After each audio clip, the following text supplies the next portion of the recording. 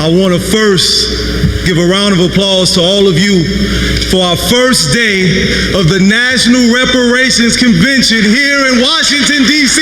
Give yourself a round of applause.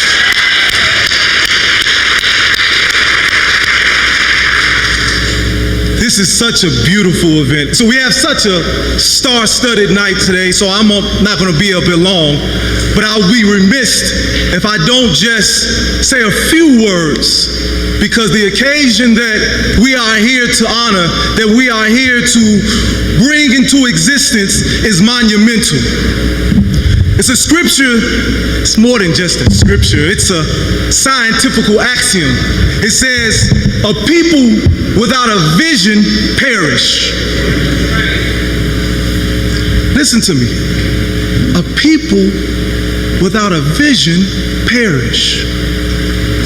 This day that we are going to change the course of history was because of a man, because of a woman who had a vision decades ago to concretize our identity around the world so that the people, the former colonizers and slave masters, would know that a people that were once slaves will rise up to its true nature and its true providence. That man is in our midst today. That woman is in our midst today. I speak none other than the Savior, Honorable Silas Muhammad, and his beautiful queen. Please give them a round of applause. They are the progenitors of the Afro-descended nation, our nation. The reality that irrespective to our religious persuasion, our political party, our geographical location, if we are the descendants of the Africans, the original Africans that gave birth to civilization, we are a people. We are a united people. The Most Honorable Elijah Muhammad says that our greatest weapon, our greatest tool is our unity. It is the thing that makes us indestructible. It is the thing that makes us undeniable. And I know some of us saying that, well, black people aren't a monolith. Shut up.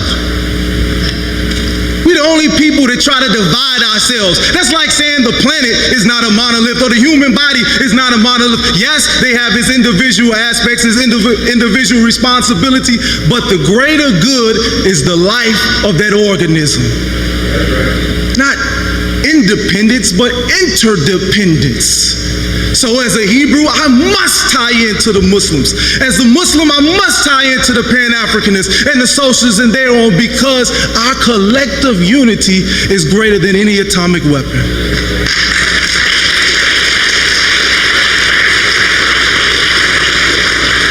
So this day is when we concretize our identity for the world to see that we ain't just some Negroes begging. It was an injury that was caused to us that is continuous to being displayed in the wickedness of this country and throughout the diaspora. Every chance they get, they try to put their proverbial and literal foot on our neck. And we're here to say enough is enough. We have the ability to self-determine, and we have the ability to chart our own course, and that's what this convention is about. So I want to again give honor and praise to those ancestors who paved the way, those leaders, those elders who gave us the blueprint, who now are giving us the platform that irrespective again to what organization that we are part of, what religious persuasion, what age demographic, that we can stand on their shoulders and have a future to give our children. That's what this represents. So with that being said, I want to give a few moments. I would be remiss as the master of ceremonies. Let me say this, one of the most important jobs is to identify where the restrooms are. So let me quickly say that. Right out this egress, to your left, on the same level as the women's bathroom, lower level would be the men's bathroom. We also have a food truck and we have catering downstairs. So we've covered all bases. I just want y'all to know that. That's important. You gotta have food, you gotta know where the restroom is at. We're gonna be here for a while. Not too long, but we'll be here for a while. But with that being said, I want to bring up Reverend Dr. Robert Turner, who's the pastor of the Empowerment Temple, who walked here from Baltimore. So please, give him, he got a couple more steps to get up stage. Give him a round of applause as he gives us a few words.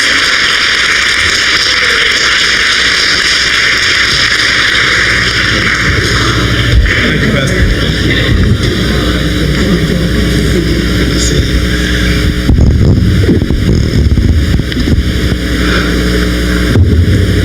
We thank God for the opportunity to stand.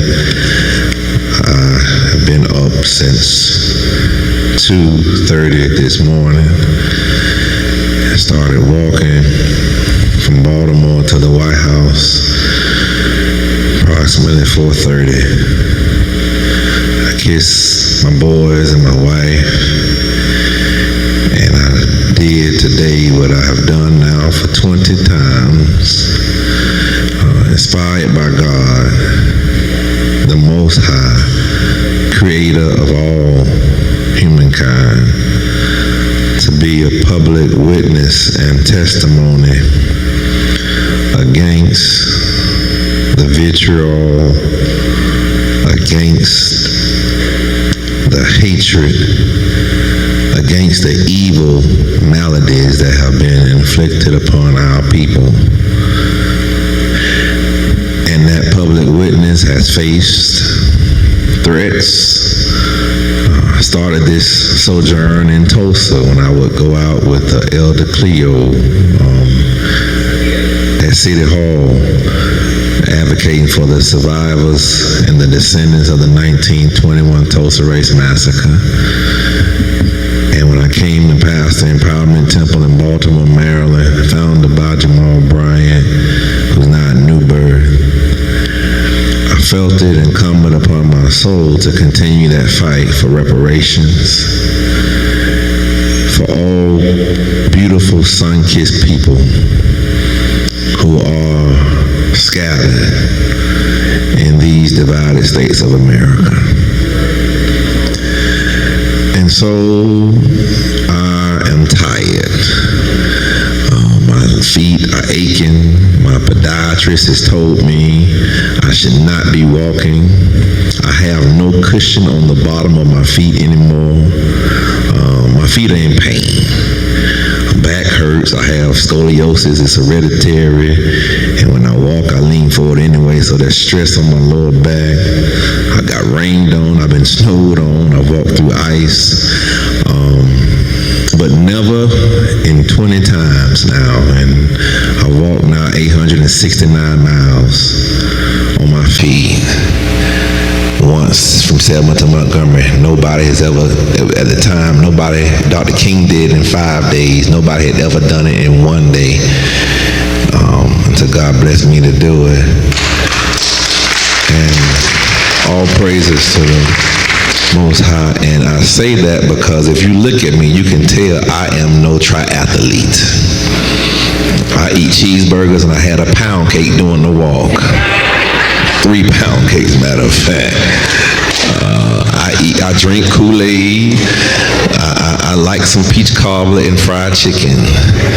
I am not in the best shape, but God is able, and He inspires me, and I'm encouraged by the work of our ancestors. And I chose today, in my last 2 minutes, I chose today to do my walk. I do them every month. If you want to know more about it, Rev. Dr. Robert Turner on Instagram is my social media handle, REVDR Robert Turner. And I even wrote a book about it now, Creating a Culture of Repair, which lists the longest list of reparatory ideas done by an individual in the world, just released in April, Creating a Culture of Repair.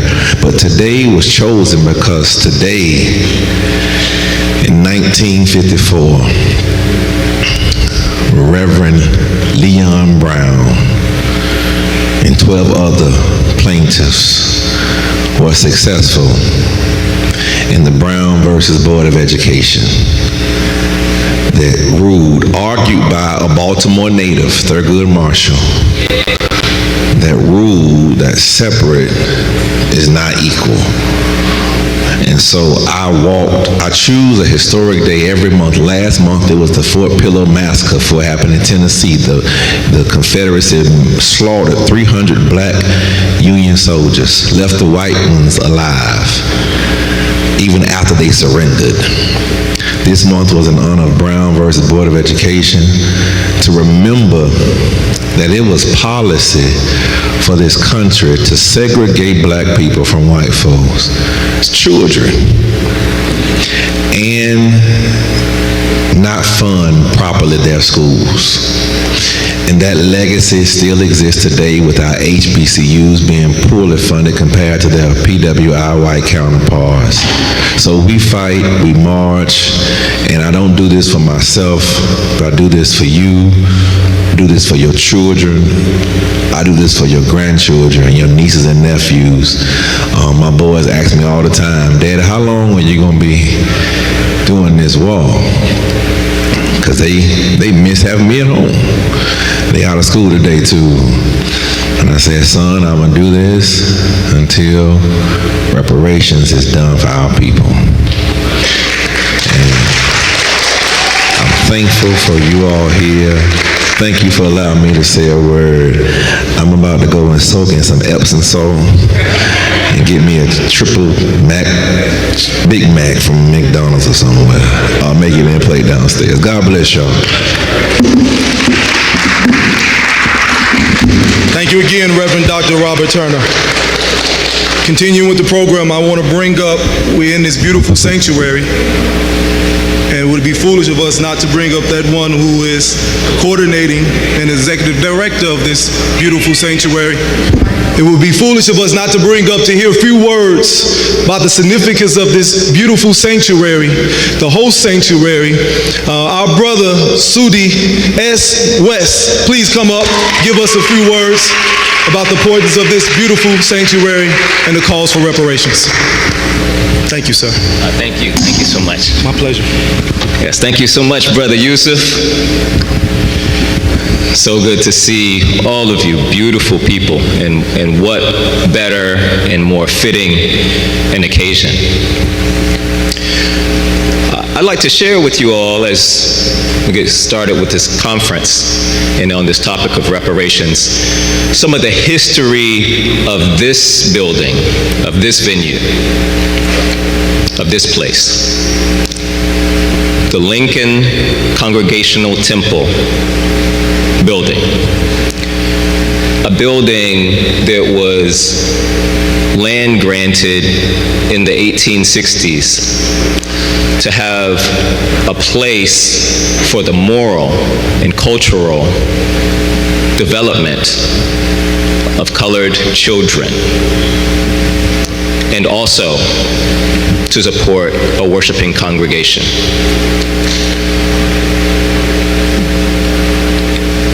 This is so important because this is one of the unsung institutions that allows for the work. It was a workforce camp because our people, including the people who were born enslaved, who built the original building here, and then suddenly became unemployed when they were freed. So this was a workforce camp across the street. This was also in the basement here. The Sunday school was the first school in the District of Columbia for colored children, when it was illegal to put public funds towards the education of our children, our ancestors. There's an organization which, Brother Yusuf, he got my old card. I'm not the executive director of the Shaw Community Center, but the Shaw Community Center, nay Shaw Community Ministry, in 33 years ago next week, is the continuation of that educational legacy. This is hallowed ground. The Reverend Dr. Martin Luther King organized the March for Jobs and Justice, in good part in this building, not in this sanctuary. It was an underground effort. It was planning. We didn't want to give up our cards before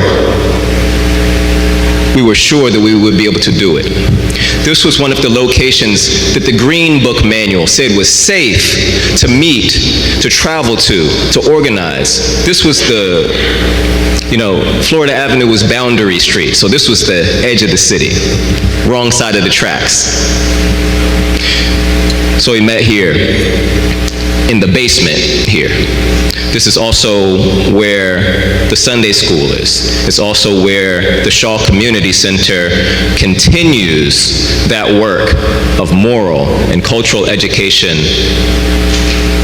of our children. You will see some of them here, recording this moment in history. They have a journalism program, The Real News, it's called. And I told them a little bit as we were getting set up that history is not just the struggles that happened before. We don't have reparations yet. So they're part of that history. They're recording it. As John Lewis told them personally to make good trouble, and that his only regret in his many years of service was that he was told he was too young, he was told he was too radical, and therefore he didn't give his speech at the March on Washington. But he gave the mission, he passed the torch directly to these children when they were infants and told them to make good trouble. Don't Mute DC, who's heard of Don't Mute DC, the Don't Mute DC movement? Started here in this basement, watching video of the March for Jobs and Justice, watching videos from El Hajj Malik Shabaz's actions in New York and visits to Brother Johnson. Taking stage cues and blocking directly from John Lewis, who said that it was supposed to be Bloody Friday, but we hadn't whipped the racists into enough of a frenzy to embarrass them on tape. So we had to do some local actions and performance art and come back on Sunday. No, that's not what happened when I got hit on the head. It happened this way. These are those children who continue here. These are some of those essential workers. And in fact,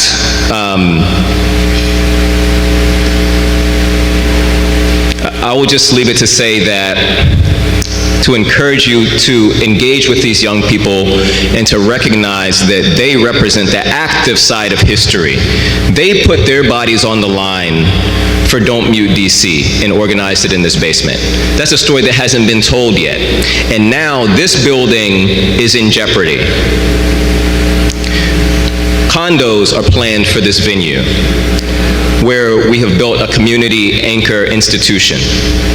And so as we plan for the reparations more broadly,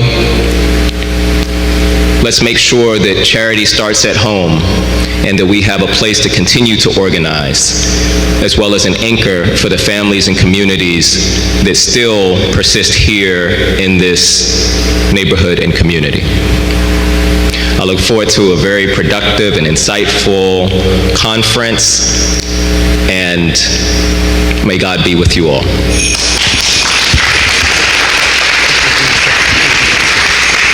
Thank you again, Mr. West. Again, I'm your brother, your friend, Prince Yosef from the Hebrew community. Jurisdiction in Chicago, Illinois. Heralding in from Dimona, Israel. Son of Prince Asiel Ben Israel, the late great ambassador of our community. You can give a round of applause for our brother. And one thing he told me, the greatest title, the greatest job, the greatest responsibility you could have is to be a brother and a servant to your people. Love your people no matter what, because in your people you will find the greatest joy on this earth. Serve your people, and not in a self-serving, self-aggrandizing way, but serve your people the way they need you to serve them, not the way you want to serve them. And that can take many forms. So I'm just so honored for the Afro-descended nation to give me this opportunity to even come up here and be the master of ceremonies of this illustrious event. But we have two great panels coming up. Before I give way to our moderator, we have our beautiful queens, our sisters, our practicing lawyers, lovers of black people.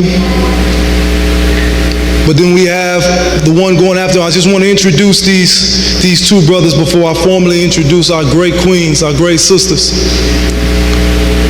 When you hear of great historians and master teachers, you think of Ivor Van Sertima, John Henry Clark, Dr. Ben Jokinen. But you would be, and I don't mean to be facetious or to put yeast in their shoes, but when you name those great, illustrious luminaries, you have to put these two men in that line. They're their students. We have some of the greatest minds in our presence today, and they're going to be here on the panel today. I speak none other than Dr. Tony Browder and Professor James Smalls. Give them a round of applause. Those beautiful examples of what it truly means to put your life on the line. But as I give way, I want to introduce the panel that is about to speak now. First, starting off with Afia Inwa Gaza Esquire, Executive Director of the You supposed to be first? Oh, yes, ma'am. I'm sorry. I got excited. Nkechi Taifa Esquire, the reparations expert, Reparations Education Project. Please give her a round of applause.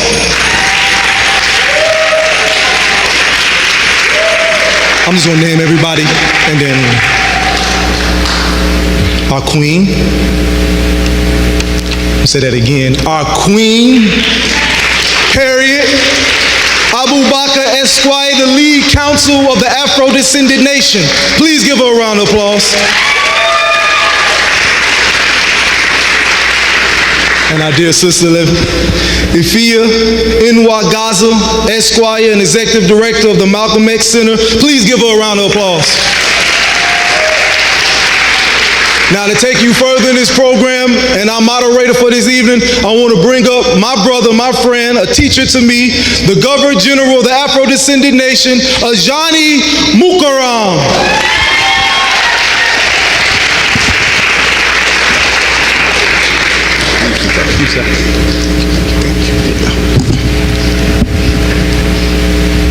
Assalamu alaikum. Welcome, welcome, welcome. Give yourself a round of applause.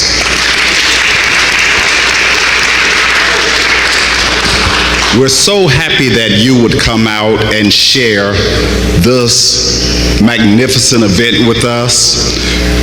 You remember the old saying, behind every good man is a good woman? Well, let's change that tonight. Let's say in front of every great man is a good woman. Thus, we put our sisters first tonight.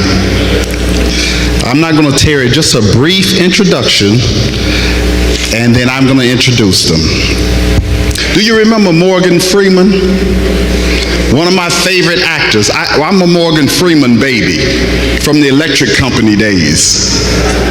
I don't know if y'all remember Electric Company, but Morgan Freeman taught me how to do phonics. He said, E's, cheese. You remember that? He was the first rapper. Taught me phonics. He said, T-R, trade, trade. So I'm gonna stop right there on the TR. I'm gonna use TR tonight before we get these beautiful sisters up here to speak. The first TR. Let's talk about trajectory. Trajectory. The reparations movement is on a positive trajectory. Can you feel it? Can you feel it? We are moving positively. We are on our way. We're galvanizing different groups and coming together.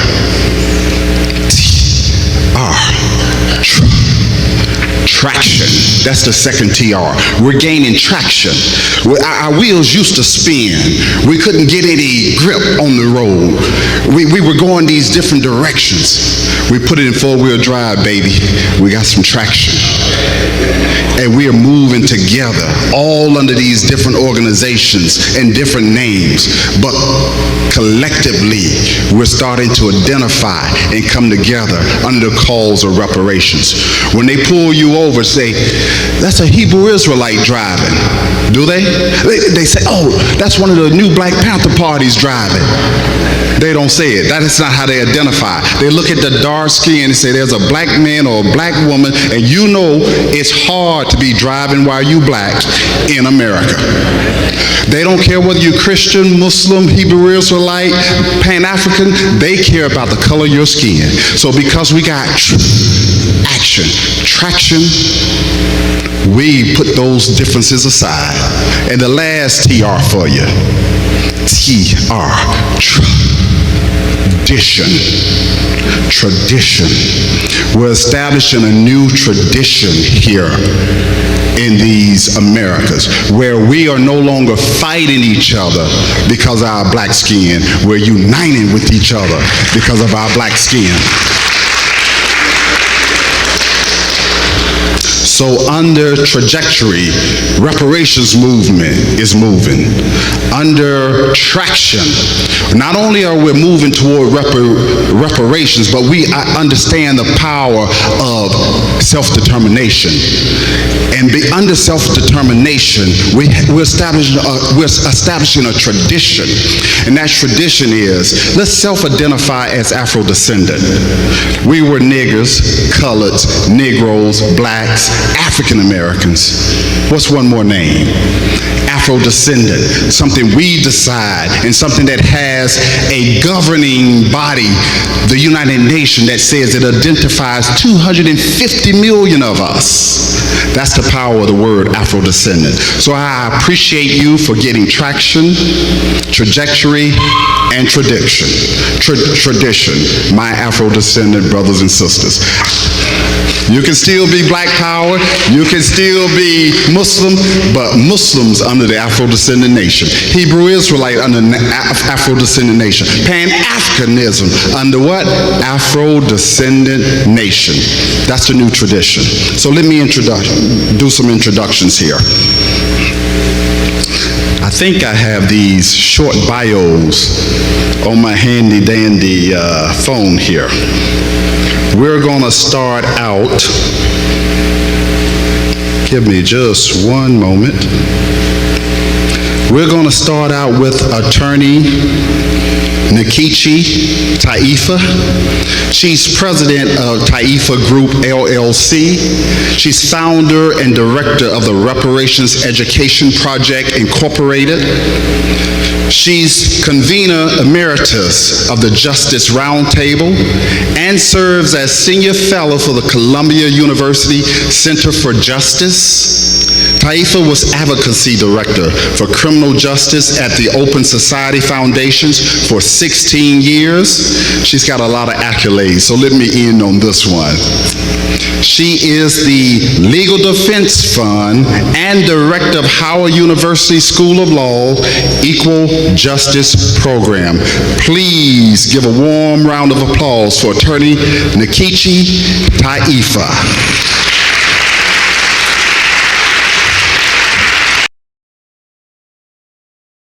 Greetings, family. We hope you're enjoying the National Reparations Convention. You know, for centuries, Afro-descendant communities have endured systemic injustices and economic disparities as a legacy of plantation slavery.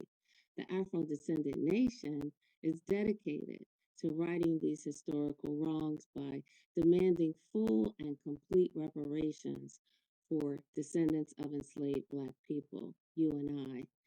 Your support funds critical initiatives for educational programs to presenting our legal case to the United Nations International Court of Justice.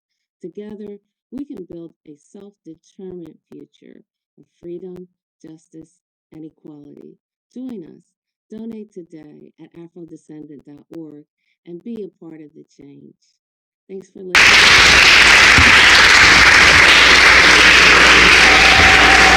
Thank you so very much, Brother Johnny. And I just want to give all honor and praise to the Honorable Silas Muhammad for your long-standing, long-distance runner on this issue of reparations from way back in the day. So thank you, and thank you for the Afro-Descendant Nation for inviting me to make this special presentation. So, the human cargo was loaded on ships at a bustling wharf in the nation's capital, destined for plantations in the deep South. Some of the enslaved people pleaded for rosaries as they were rounded up, praying for deliverance. But on this day, in the fall of 1838, no one was spared. Not the 2-month-old baby and her mama, not the field hands, not the shoemaker, and not Cornelius Hawkins, who was about 13 years old when he was forced on board. The enslaved were grandmothers and grandfathers, carpenters and blacksmiths, pregnant women and anxious fathers, children and infants who were fearful, bewildered, and despairing as they saw their families and communities ripped apart by the sale of 1838. Some children were sold without their parents, and the enslaved were dragged off by force to the ships. Others ran away before they could be captured. Their panic and desperation will be mostly forgotten for more than a century, but this was no ordinary sale of enslaved people. The enslaved human beings had belonged to the nation's most prominent Jesuit priest, and they were sold, along with scores of others, to help secure the future of the premier Catholic institution of higher learning at the time, today known as Georgetown University. So, what happened to these 272 men, women, and children who were literally sold down the river? And what, my brothers and sisters, if anything, is owed to the descendants of those enslaved and the descendants of the millions of others whose names and circumstances we will never know, who were sold or insured or raped or castrated or lynched or subjected to gynecological experiments with no anesthesia, convict leasing, forced sterilization, syphilis, red line, police murders, mass incarceration, and more. What is owed, if anything, to the descendants of the enslaved whose kidnappings and torture and uncompensated labor helped to ensure the survival of colleges and universities, banks and corporations and industries and religious institutions and private estates and, yes, local, state, and the federal government. Thank you for allowing me to share as part of my opening, framing an excerpt from Professor Rachel Swan's article published in the New York Times on April 16, 2016, chillingly describing the sale of 272 enslaved persons that ensured the future of Georgetown University. But unlike Georgetown University and Jesuit revelations, where there was a ship's manifest with names, there is rarely evidence of identifiable descendants from the enslavement era from which to highlight not only the atrocities of the era, but its continuing vestiges and seek acknowledgement. in remedy. Why is that evidence not manifest? Okay. Over the past decades, when I'm usually asked to talk about the issue of reparations, I'm asked to address the history of the movement and my involvement. Why? Likely because during the 1970s, I sat at the feet of and personally learned from many who we now herald as U.S. reparations legends and now ancestors, Queen Mother Audley Moore, Brother President Imari Abubakari Obadeli, Attorney Chokwe Lumumba, Queen Mother Dorothy Lewis, Brother Hannibal African Moore. They taught me stories of Marcus Garvey, Callie House, Isaiah Dickerson, Belinda Sutton, Tunis Campbell, Pat Singleton, Henry McCabe, about General Sherman's 40 acres and a mule, and his inspiration from Southern black preachers. What I learned did not come out of books, because by and large this information was, and much still is, whitewashed from popular history. In those early days, during the dawning of the modern era of the reparations movement, Mary Frances Berry had yet to pin "My Face is Black is True" about Callie House and her role in spearheading the National Ex-Slave Mutual Belief Bounty and Pension Association, which has several 100,000 dues-paying members seeking to obtain compensation in the form of pensions for the enslavement from federal agencies. Brother Ray Wimbush had not yet written Belinda's petition. Then, first record of a formal petition for reparations that was pursued and won in Massachusetts. Caleb McDaniel had not researched the case of Henrietta Wood, who successfully sued her former enslaver's estate, receiving, although a pittance, the largest yet settlement against an estate. There was no widespread information about the 1921 massacre in Tulsa, Oklahoma, which left over 300 African Americans, Afro-descendants, good with me, new Africans, it's all good, dead, and thousands homeless after mobs of white people attacked the Greenwood community known as Black Wall Street. There was scant research in the public domain on Ida B. Wells Barnett, who uplifted the hard issue of lynchings. The role of the Catholic Church in serving and saving Georgetown University from bankruptcy through the sale of 272 human beings had not yet been exposed, and the only people giving Queen Mother more legitimacy during those days were the radicals.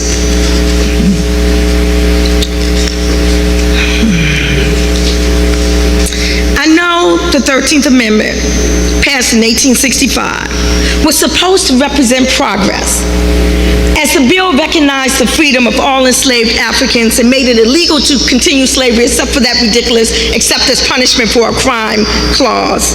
However, there was still pain.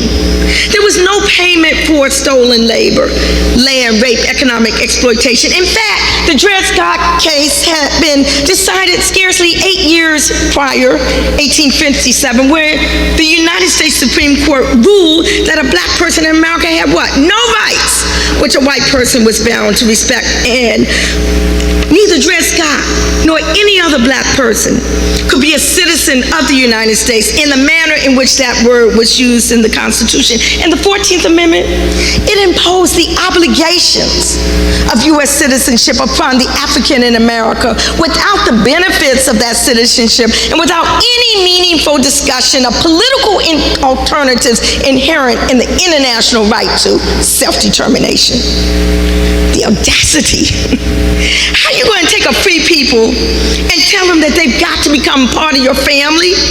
Especially since you had castrated his father, raped his mother, sold the children off to your relatives, didn't ask if she wanted to join your family, be a U.S. citizen, didn't ask if he wanted to start his own family. If the African was free, pursuant to the 13th Amendment, no one, not even the ex-enslaver, could define the African's future status for him and impose a status upon him. This was the right of the newly freed people, the Africans alone. It was a fruit of the international right to self-determination. It is one of the pillars years of reparations, which is still due to us today.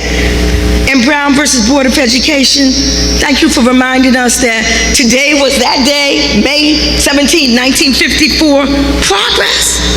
My analysis as to why that Supreme Court case was even saw the light of day in 1954 was because of the historic 1951 petition to the United Nations filed by the Civil Rights Congress and led by William Patterson, W.B. Du Bois, Mary Church Terrell, and 90-something others, charging the United States with what?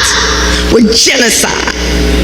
Rather than be subject to scrutiny by the world community, the decision was made to desegregate the schools with the now infamous, quote-unquote, all deliberates speed clause. And the final areas that's supposed to denote progress worthy of applause were the Civil Rights Acts of 1957 and 64, the Voting Rights Act of 1965. Well, the 1967 Civil Rights Act 57-1 featured the longest filibuster in history by Senator Strom Thurmond. The Civil Rights Act of 1964 was introduced only after Birmingham, Alabama, police unleashed dogs and fire hoses on black men, women, and children peacefully protesting. In the Voting Rights Act of 65, key provisions have been eviscerated. And just this year alone, 49 states have introduced over 400 bills to restrict voting rights. So yes, there are lingering adverse effects and impacts from the enslavement era which persist throughout the United States today. But no, more progress is not what is needed. What is needed is reparations, reparatory justice, reparations that addresses the multifaceted harms that have been inflicted, that call for multifaceted remedies, reparations to remedy the present effects of past discrimination, reparations not to reconcile the contradictions created by the white nation's founding fathers, but reparations to expose the contradictions and move forward towards amends. But we cannot know. Oh, Hold it. I'm talking too loud. It's right there. Okay, can we put it up here? Yeah, let's do that. Because I am a loud, I probably don't even need the microphone. Can y'all hear me okay? Okay, thank you. But the problem is we don't know our history. Much of it has been buried or glossed over, or misinterpreted, or just plain old obliterated. And what do we need to do? As I always say, we gotta open up that casket. Our history must not be buried. It must not be swept under the rug. And for our white allies, we, the descendant victims, must not be the only ones to uncover and open up that casket and unpack it. In fact, I have a colleague, Katrina Brown, white, who uncovered evidence that her ancestors were the largest slave trading family in U.S. history. She documented her roots, that they brought over 10,000 Africans to the Americas in chains in a film that she produced, Traces of the Trade, a story from the deep north, not the deep south. She was in Massachusetts. This is what she said. Everyone in the town, see, people try to say this was just the South thing. She said everybody in the town lived off of slavery. The boat maker, the iron worker who made the shackles, the coopers who made the barrels to hold the rum, the distillers who took the molasses and sugar and made it into the rum. Literally, she said the whole town in the North was dependent upon the slave trade. Wealth and privilege in the United States, she said, has been amassed in large measure as a direct or indirect consequence of the institution of enslavement. Yes, the demand for reparatory justice in the United States has been long and continuous. And quiet as it's kept. Reparations were in fact paid as slavery ended. They just weren't paid to black folk. Okay? Reparations were paid to the former white slave owners to compensate them for the loss of their so-called property, us. We need to open up that casket. Indeed, do you remember what then Senate Majority Leader Mitch McConnell said after the historic reparations hearing in the House of Representatives in 2019? He said, quote, "I don't think reparations for something that happened 150 years ago, for whom none of us are currently living, are responsible. I don't think that's a good idea. McConnell, who is a direct descendant of great-grandfathers on both of his family lines who owned slaves, the nerve, the absolute gall.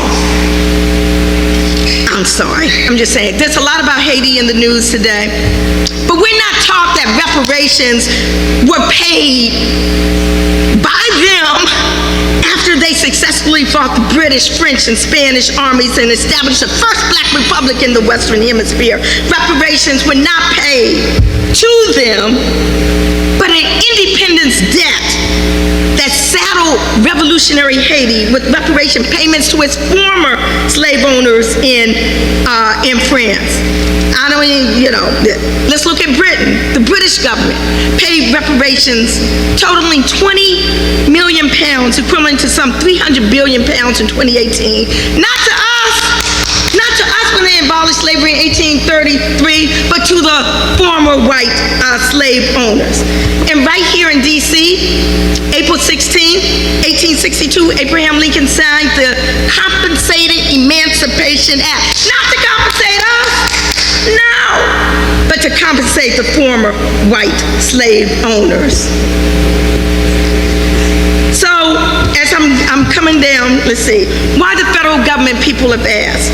Wasn't the injury done all by the states? Well, I just want us to take a quick look at the U.S. Constitution.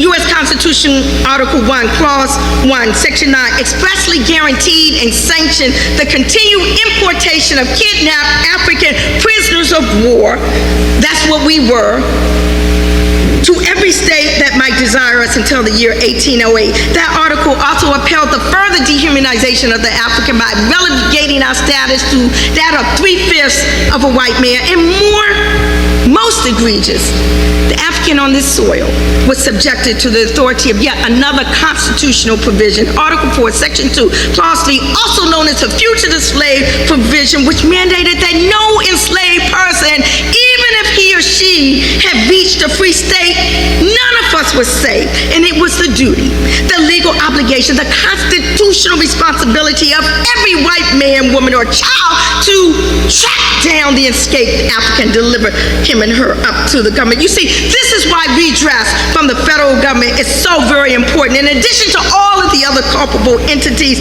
every time we ran away, it didn't matter if we just slipped away quietly in the night, Harriet Tubman. It didn't matter if we organized elaborate insurrections, Jim Marbeezy. It didn't matter if we fled to Pennsylvania or New York. They were going to come after us with their armed forces and their paddy rollers and their militia and their dogs. And that is why it's so important to connect the dots between what is happening and what is going on. Let me just say this. I recently spoke on reparations before the Religious Action Center of Reform Judaism, which I issued a resolution in support of H.R. 40, the Federal Reparations Bill. And I told them that there was one thing I learned from the Jewish experience. I said, no, it wasn't the more than $70 billion in reparations the German government paid to more than 800,000 Holocaust survivors, or the $7 billion Germany agreed to give to the the illegal settler colonial state of Israel. No, it was the concept of transgenerational epigenetic inheritance. It was a study that was done on third-generation Holocaust survivors, where researchers found that they had inherited genes that had been transformed as a result of their ancestors' trauma and were becoming more susceptible to anxiety and other disorders. It was found that the trauma from the Holocaust traveled in their genes, transmitted intergenerationally, and I began to think,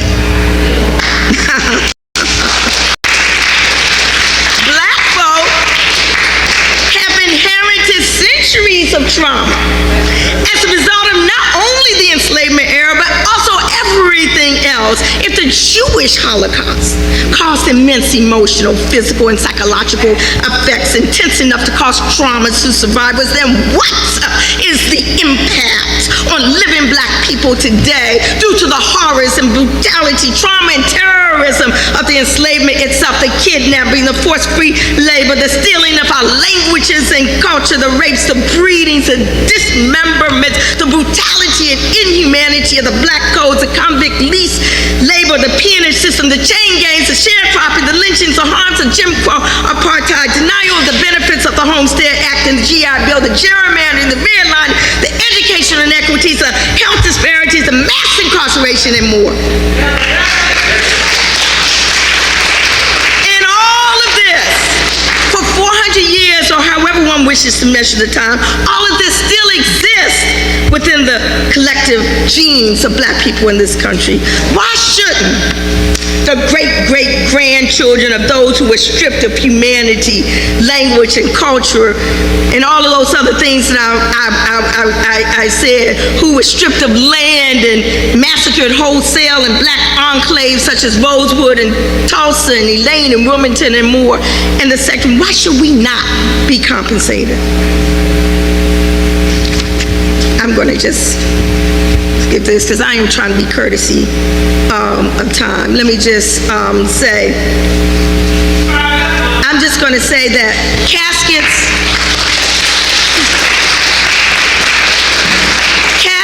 are opening up across the country, uncovering more and more evidence of historic racial atrocities, lynchings, massacres, with entire Black communities burned to the ground and decimated. Mere scraps were given to the descendants of the 1923 Rosewood slaughter, and there still has been no settlement on behalf of the 1921 Tulsa bloodbath and destruction of his Black Wall Street. Not one of the recommendations from the 2000 commission investigating the 1898 racial insurrection and coup d'etat in Wilmington, North Carolina was passed. We need to Google up some of this stuff, y'all, by the legislator. Remnants from the slave ship Clotilda, which in 1860 illegally transported Africans to Mobile Bay, Alabama, more than 50 years after the slave trade was abolished. The descendants today are still seeking amends. Countless companies and industries benefited and were enriched from the profits made as a result of the trafficking in human beings. There are companies that sold life insurance policies on the lives of enslaved persons such as Aetna, New York Life, and AIG. Financial gains were accrued by the predecessor banks of financial giants such as JP Morgan Chase and Bank of America. I know a lot of us got mortgages from these groups. Others were documented ties to slavery, included railroads like Norfolk Southern, CSX, Union Pacific, Canadian National, newspaper publishers that assisted in the capture of runaway persons, included Knight Rider, Tribune, E.W. Scripps, and Gannett. The casket is still being opened. In conclusion, my heart is full. There is unquestionably a racial reckoning happening in this country. The winds of change are shifting, y'all, in favor of reparations. The casket is being thrust wide open.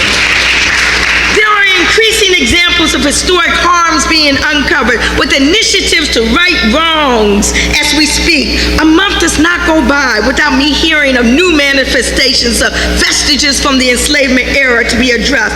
Reparations is not history or a thing of the past. Reparations is about historical injustice, and until justice is done, reparations will always be relevant. It will always be a righteous... Woo! I forgot my last word. It will always be a righteous struggle. Reparations then.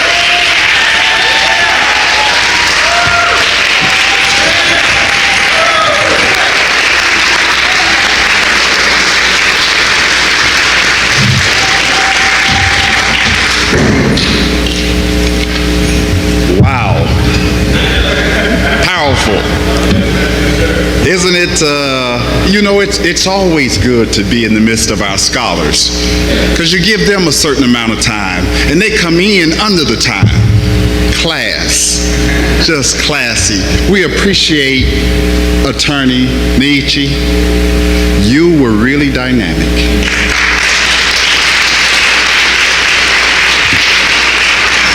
Proven that there is a right.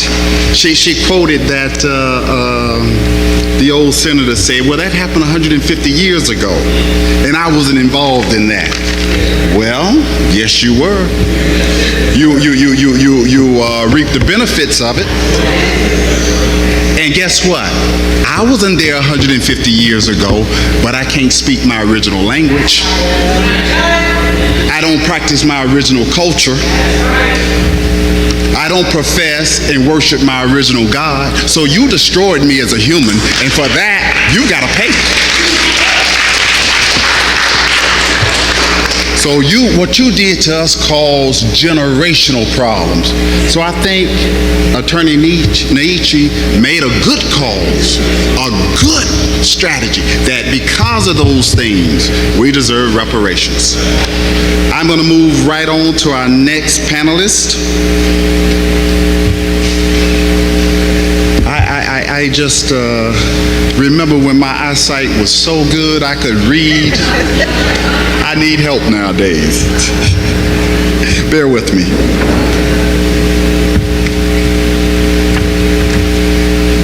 I'm going to introduce the next speaker, another powerful attorney, a sister, and a mama. Mama Ifeya Nengwanza, Esquire, is a South Carolina-based civil and human rights attorney and historian. She is the founding director of the Malcolm X Center for Self-Determination and the WMXP-LP Community Radio. She is a veteran of the 1960s Student Nonviolent Coordinating Committee.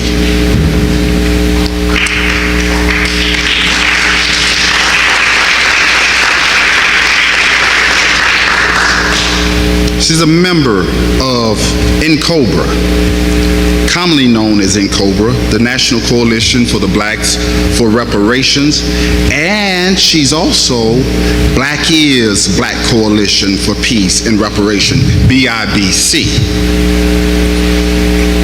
At the UN, she served as the chair of the U.S. Human Rights Network and Political Prisoners and State Repression. Well-rounded. Ms. Wangaza is the founding member of the Black Alliance for Peace, BAP.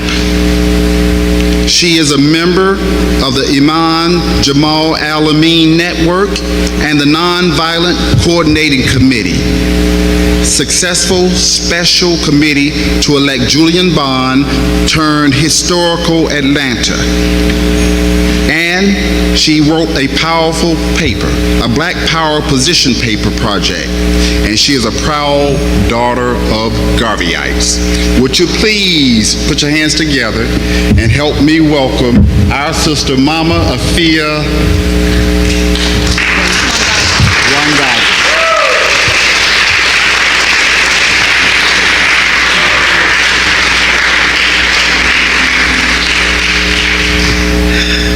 Greetings, sisters and brothers. Many thanks to the Afro-descendant nation for this opportunity and this honor to join you this evening. To recall the spark that lit the flame that is today's reparations fire. A transformative, movement-changing event in Charleston, South Carolina in 1992,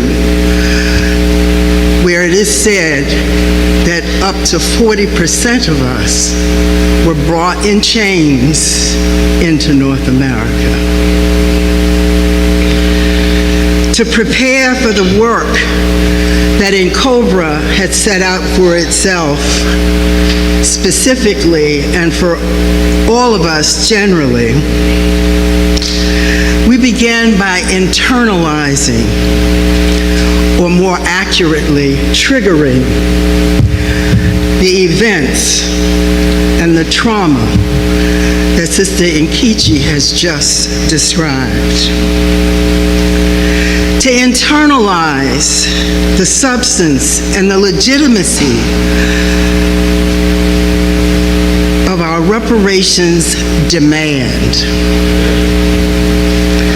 Local activist attorney Alida Small and myself designed and conducted an inspiring and instructive history tour which traced our people's steps from Sullivan Island's barracoons to the old courthouse where we were put on the auction block,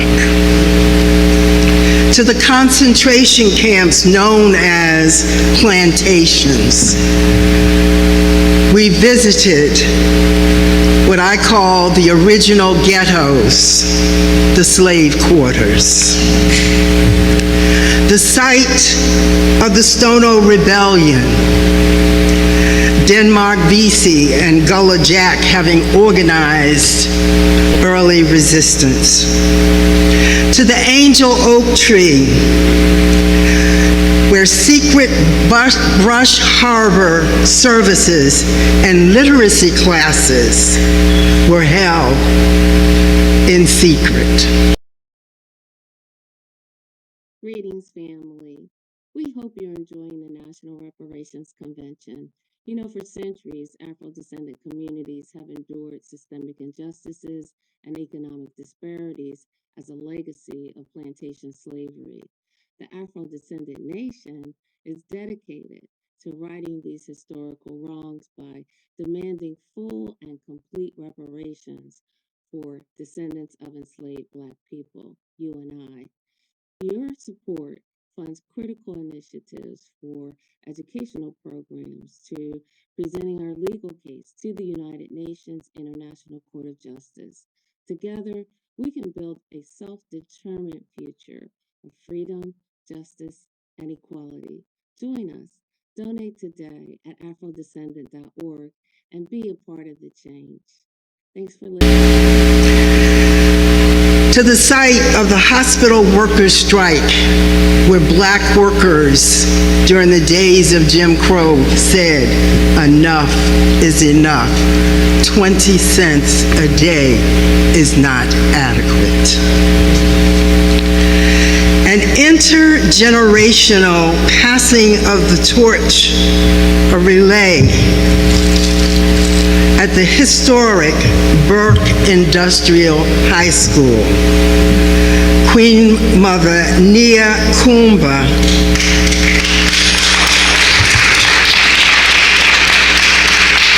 poured libations at each of these sites, marking the moment and triggering in our bodies, which keep the count, the memory of those experiences. The intergenerational passing of the torch was overseen by the internationally recognized track star, Dr. Thaddeus J. Bell.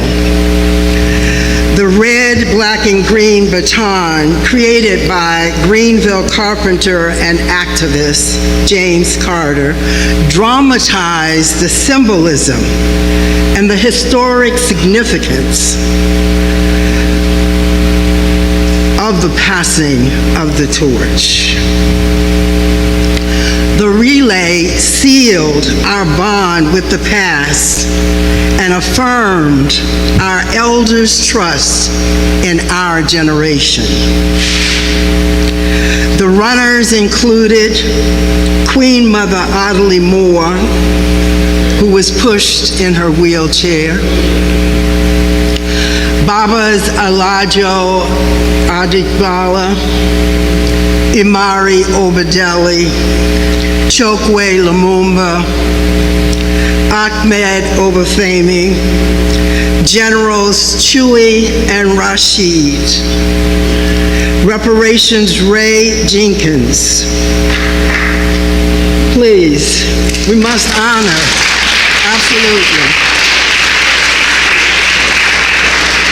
When we say their names, they live again. We must always keep them alive by saying their names. James Cameron, a lynch mob survivor, as well as visiting continental African children in the charge of Queen Mother Moore and Dr. Dolores Blakely. Each ran a line, a turn in the race, carrying the baton from one generation to the next. Historian Keithy Baird gave the memorial keynote. The weight of my blue king's cloth, kente cloth, carried the opening Maiafa memorial service and ecumenical unity prayers. The service was held at the now blood-soaked and internationally famed Mother Emanuel AME Church, where 9 of our brothers and sisters were murdered by Dylan Roof, a white supremacist youth who presumed to take up the mantle of his ancestors.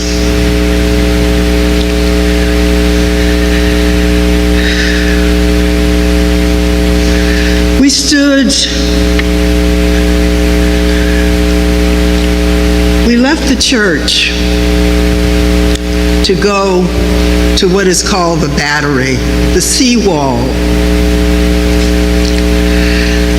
In the background, we could feel the spirit and the presence of the ancestors. Any of you been to Charleston?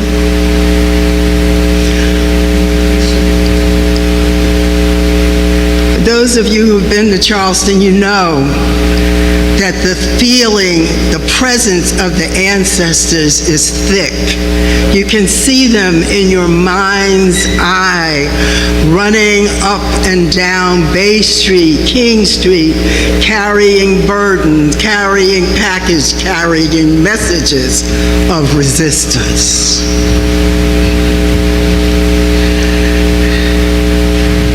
The drums beat. Yoruba Princess Nzinga Akibalon chanted in the background. We came full circle as we threw handfuls of basket-making sweetgrass. The connection between the grass from which baskets are made in Sierra Leone is precisely the same sweetgrass that the baskets in Charleston are made. We connected them.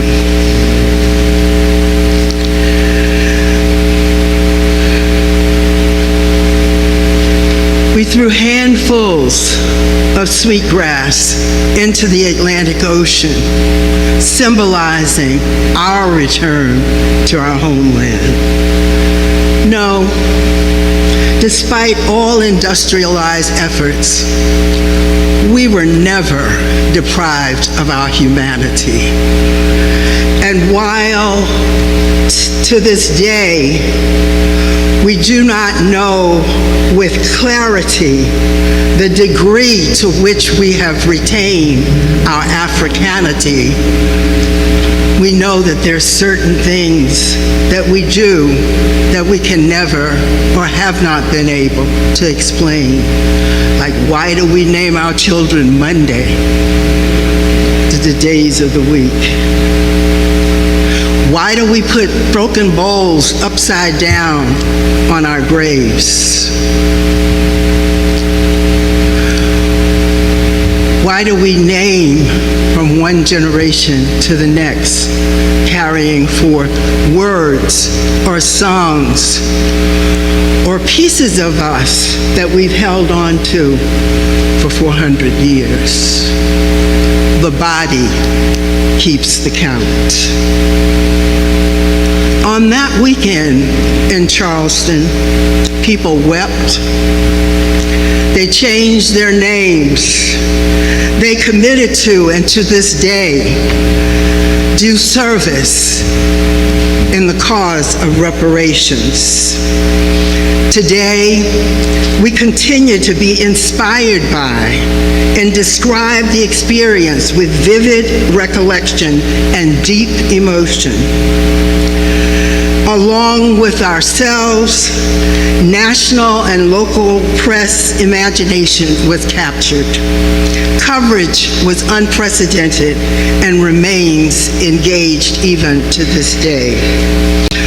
On that day, like tonight, we were blessed to have Baba Tony Browder to participate in our processing of the experience and the pangs of consciousness and commitment that emerged from that spark that led to today's reparations fire.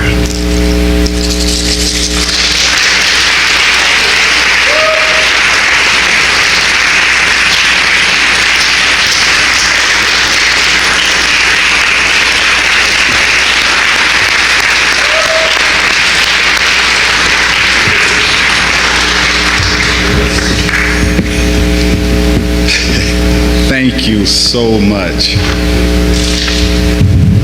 Mother Afia Wangaza. I really especially enjoy the history and just the insight of going down memory lane of all those who've been on this road for reparations. And she spoke so eloquently about passing the baton, the torch. That is a beautiful thing. Yes, we are picking up the baton. We're continuing to run this race. And part of our booklet says, in terms of reparations, how would we define it? We've got this whole conference to figure that out. But I am and was born and raised in the U.S. And let me tell you, I know something about bills. Now, there's a bill owed to us. They said, but it happened so long ago. Oh, thank you so much. Because when it happened a long time ago, interest starts to accrue, doesn't it? You know, we struggle with managing our checkbook, and you miss the payment to, I don't know who's here in DC, but People's Gas or Commonwealth Edison. You're late on that bill. They said you should have paid it by the 15th. What happens to that bill if you pay it by the 30th? You got a late fee. So let's say together to America. America, you got a late fee.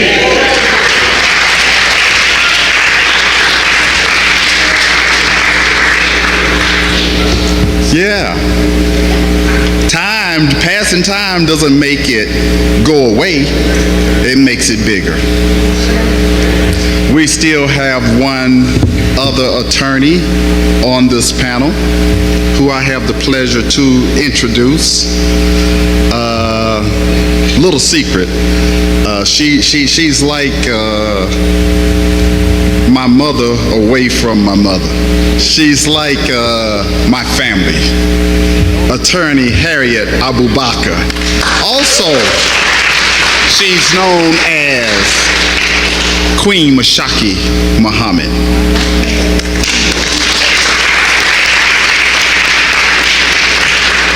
She is the wife of the Honorable Silas Muhammad, and she is the monarch and lead counsel for the Afro-descendant nation. She studied at the American University in Cairo, Egypt, earned her bachelor's degree from the University of California in Los Angeles, UCLA, and obtained her Juris Doctorate from the UCLA School of Law.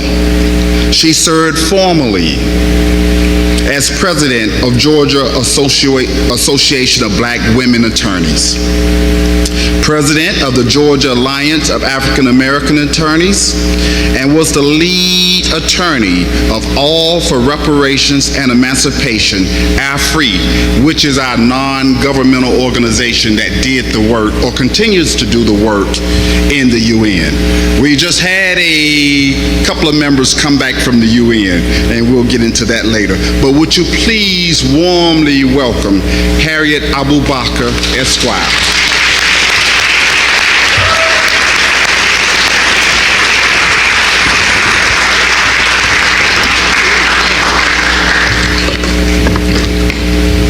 Greetings to everyone in our viewing audience and those who are streaming.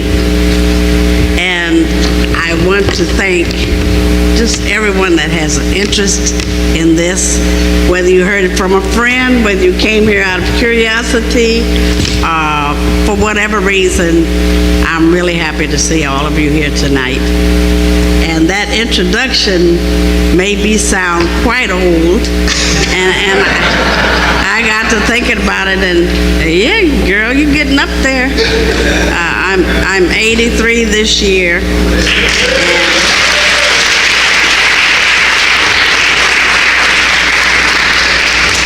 I had just discussed with my sister, yes, it's time we pass on this baton to you younger people.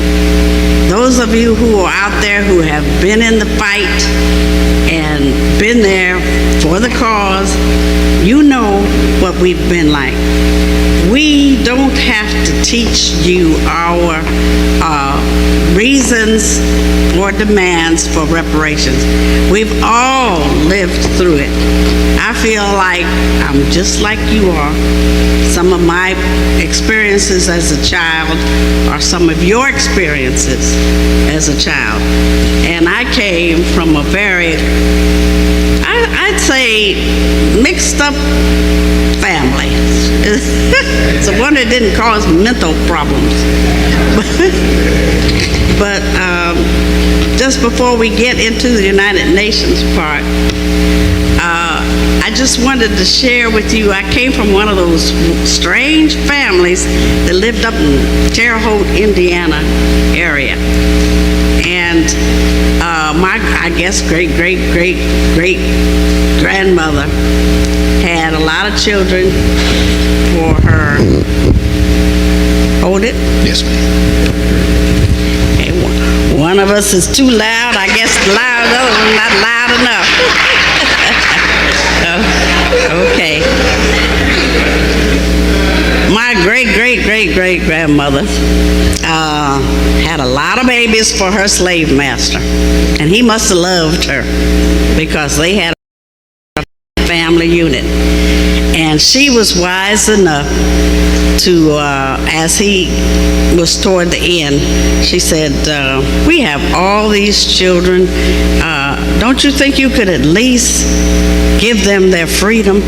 Because back in the day and under the law, if you had children, they were assets to the family. They weren't considered as children. So that great white grandfather of mine wasn't really thinking about it, really. It was the mother that was thinking about it. You know how we women are. And she talked him into giving him not only all of their freedom, but the plantation too. And this was And this was way before slavery had ended, you know. So what did great-great-grandmother do? But she went to her black church, and they set up and helped start that Underground Railroad. And at that time, that was punishable by death if you get caught, you know. But she worked that, and she had white Quaker friends. They're called friends now. They were Quakers then. And they didn't like the idea of slavery, so they were willing to help in this Underground Railroad. And they did this for many years and were very successful with it. And when I grew up, every year we would celebrate our success under the Underground Railroad. And that gave us a good feeling about what we had done. Of course, some of my relatives had to give in. They chased after the dollar, so they decided they were going to go white. So they went all the way and were sliding in, told us, "We love y'all, but don't come visit." But anyway, in my lifetime, I went through the experiences you did, and it had to do with identity. And during those times of growing up, there were many occasions when I wasn't quite sure where I fit because of that background, because I grew up in a white town in Watsika, Illinois. Some of you might have heard of it, I don't know. And my family were the plasterers for that town. So I grew up in an atmosphere where I was accepted because we helped build the town. And I was not white. That wasn't the issue at all. But for everyone else in the town, there was an issue. But what I learned from that experience, I learned that there are different types of white views on the problems that we have here in the United States. And there were a lot of them that just hated the idea of slavery. So they're out there. And in this day and time, with reparations becoming a hot issue again, we've got to find them, and we ain't turning down no money, all right? Let's remember that. Because, like my sisters have quoted, a lot of times it was the slave master for some crazy reason that got paid, and the slaves didn't get anything. So that wasn't right either. But today, what I want to do is give some tribute to my husband, because he is going to be speaking here tomorrow. And he is going to let you know why he's got this started, why we ended up with this name, Afro-descendant, and how he threw me out there to give me a try at it. One day, my dear husband, sitting right here, Silas Muhammad, came to me. I had been practicing law about at least 10 years then. And he said, "Harriet, you know what we need to do on this reparations issue is approach the United Nations." And I said, "The United Nations? I didn't study anything like that in law school. Wasn't on my mind. But you need to go, Harriet. You need to go find out what their procedures are, how they operate, how they do things. And that's going to be what we need to have in the future as our weapons for reparations." And I said, "Well, I'll give it a try." So I decided to take a month off of my practice. Lost all that money. And went over there to the Geneva area. Didn't know up from down about European culture.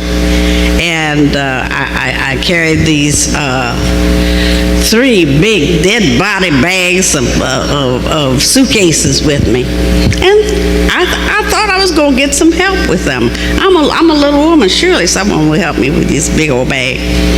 Didn't happen. happened.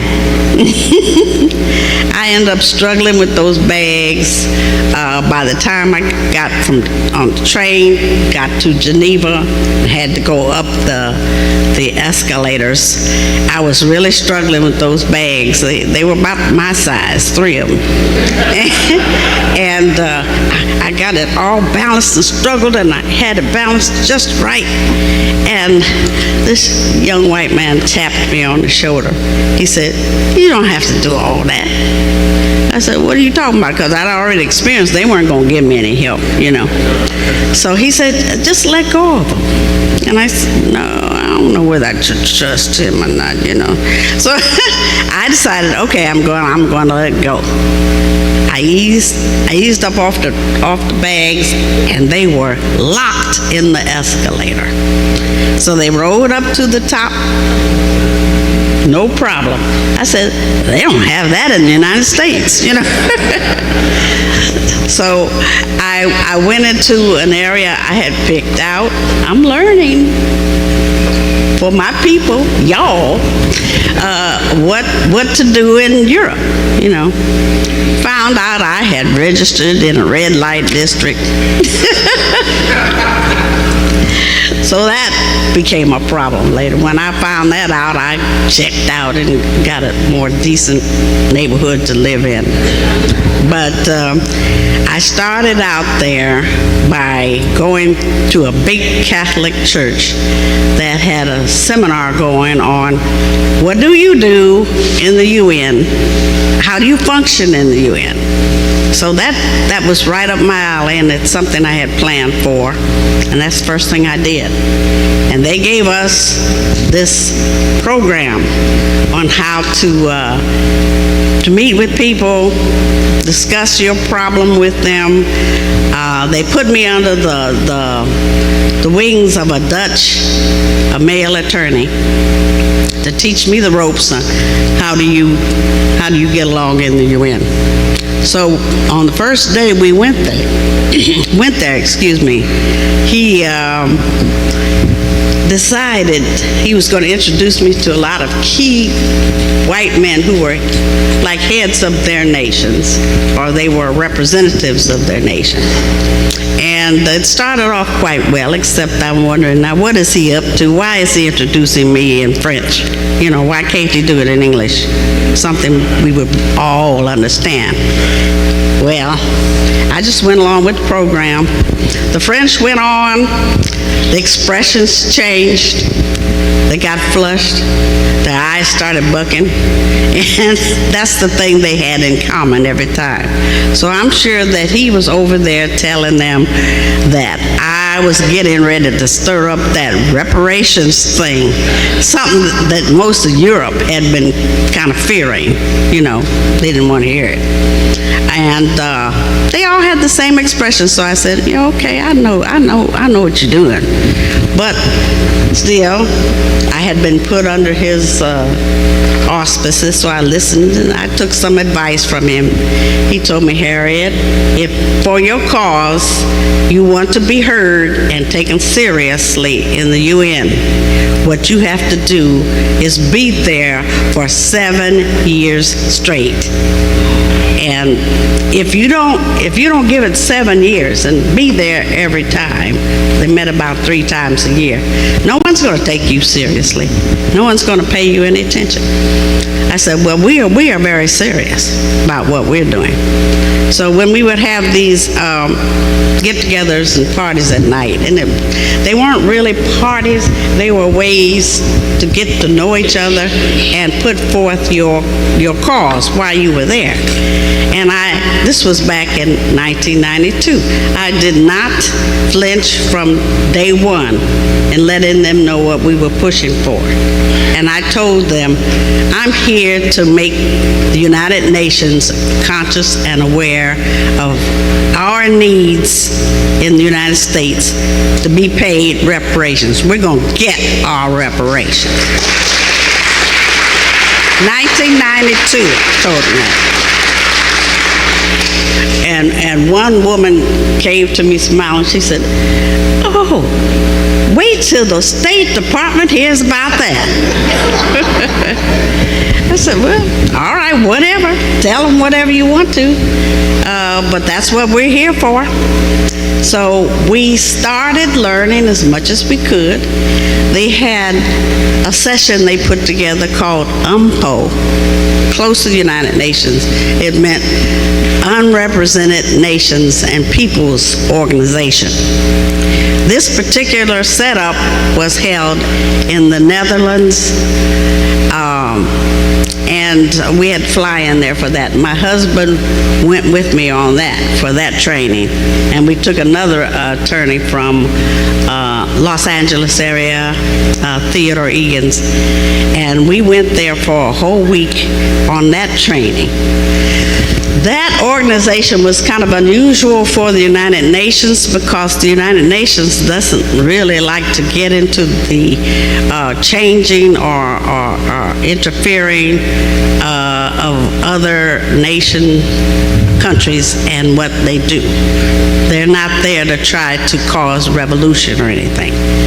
So what they wanted to do was tell us, if you have the drive, and if you can learn the know-how, and it can happen. You want your country? Most everybody there wanted the country. They even had people from former Soviet Union whose name was Georgia. And I think out of that bunch of us that was the only country that actually went all the way and got recognized as a functioning nation. But we were there and we learned quite a bit. We learned it was not so much about the territory because they had a city-state they used as an example. Some of you are hearing this for the second time, but I want all of you to hear it so that you know our quest for reparations is very doable, and it has been done by other nations. You just have to know how to get it off the ground, how to get it started. But it's doable, and we're going to do it. You gotta want to do it.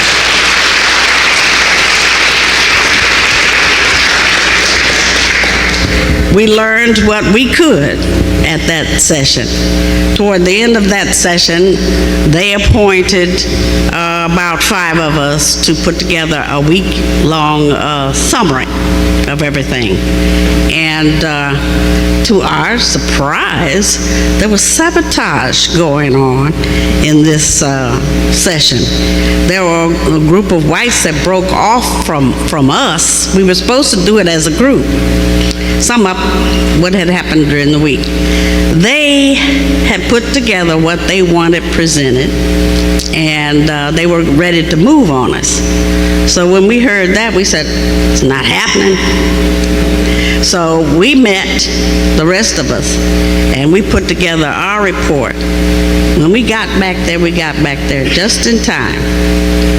We went up to the mic, took it over, and gave the report that we should have jointly given. But we learned. Greetings, family. We hope you're enjoying the National Reparations Convention. You know, for centuries, Afro-descendant communities have endured systemic injustices and economic disparities as a legacy of plantation slavery. The Afro-descendant nation is dedicated to righting these historical wrongs by demanding full and complete reparations for descendants of enslaved Black people, you and I. Your support funds critical initiatives for educational programs to presenting our legal case to the United Nations International Court of Justice. Together, we can build a self-determined future of freedom, justice, and equality. Join us.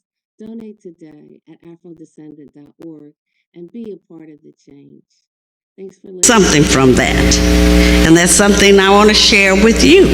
For those young people who are going to go on and go into these international arenas, watch your back. Absolutely. Watch your back. There's going to be somebody trying to stab you in your back. You would think not at that level would that happen, but it happens. All right. So these are the things that my husband, Silas Muhammad, wants to share with you, because most of us in the States, we are in our own organizations. We have been moving on this United States government to give us our reparations, do right by us, and to history hasn't happened. And you don't have to figure out why it hasn't happened. Well, you know, if somebody hits you in a car and they're the defendants, and they also run the courthouse, they're not going to be too inclined to rule in your favor, you know. And they'll wiggle and figure out a way as to why your case has no merit. It has no standing, as we call it, and it cannot be brought, or it should be dismissed. And most of the time, it is dismissed. So what Silas Muhammad wanted to do was get over there, learn the ways, and learn what is at heart to make the United Nations get some backbone. And that's exactly what he did. I'm not going to tell what he's going to talk about, but it's real meaty. You'll have to come back tomorrow to hear the details of it. All right. He's going to give you the more precise details as to what got their attention. And it did. It got their attention. Some of them were kind of in shock. They were embarrassed. They looked at him, one man representative, one Egyptian representative stood up, kind of surprised. He said, "It takes a little boy to tell us that the king doesn't have on any clothes." And you all have heard that story. Yeah. And he was surprised at it. Others were surprised when he hit them with it. He said, there was a professor from Norway, very good, knowledgeable professor, and he pointed out to them what the problem was. And he said, "Mr. Muhammad, you're absolutely right. We did make a mistake. We did leave you out of international law protection. Now we have to figure out, how do you fit?" And they spent several years working with us to try to right some of the wrongs they had caused us. And it's some of these things you'll find out tomorrow also. 17 years we spent going back and forth. We took them serious. You say 7 years, we'll give it 17. And they started us off at the Woodrow Wilson Palace right there in Geneva. And my husband had to point out to him, we can't discuss these things intelligently because we've been slaves and we speak the slave master's language. So will you, United Nations, provide us with, down 3 minutes. That went fast. Provide us with interpreters. And so that costs money, you know. And United Nations on a skimpy budget. But do you know they gave us several seminars, and they selected the person to run this thing. They got delegations from these different countries. We're talking about 29 countries that have the slavery diaspora to deal with. And out of those 29 countries, the United Nations paid for and had representatives there from 19 countries. When we met, by the time we got to La Ceiba, Honduras, we were on the identity issue, which is a problem we all have. Not just here in the States, we have identity problems problems all up and down the South Americas, over in the Caribbean island, and even our people that we had smuggled into Canada, people up there. So we were dealing with those kinds of things. So the United States, the United Nations picked that for a reason. He's going to deal tomorrow with more of what was discussed. This was in La Ceiba, Honduras. And we'll go into what was discussed and the name and how we ended up with the name Afro-descendants. And this is a name that we picked for ourselves. How about that?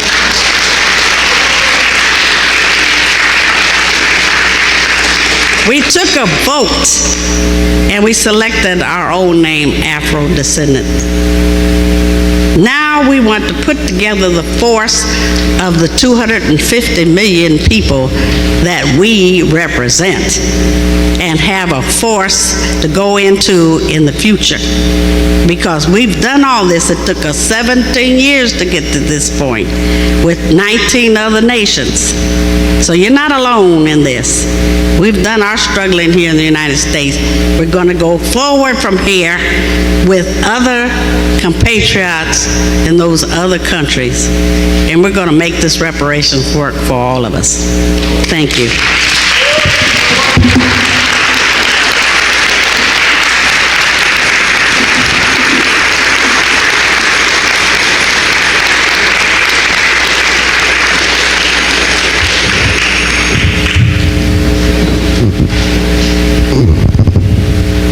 So let's give our first group of panelists, the attorneys, our sister attorneys, a big round of applause.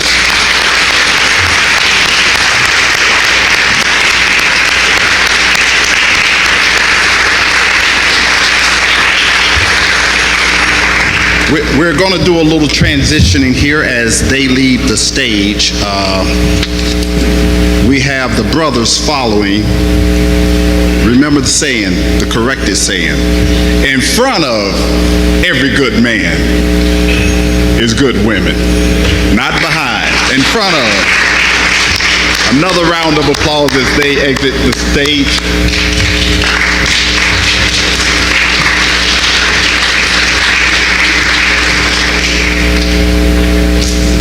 There are two others, our conductor, Attorney Malik, Zulu Shabazz, Black Lawyers for Justice, and the ADN conductor of this reparations movement is not here tonight. He was going to be a part of the program, but he did ask that we have two additional brothers speak prior to bringing on Dr. Tony Browder and Professor James Small.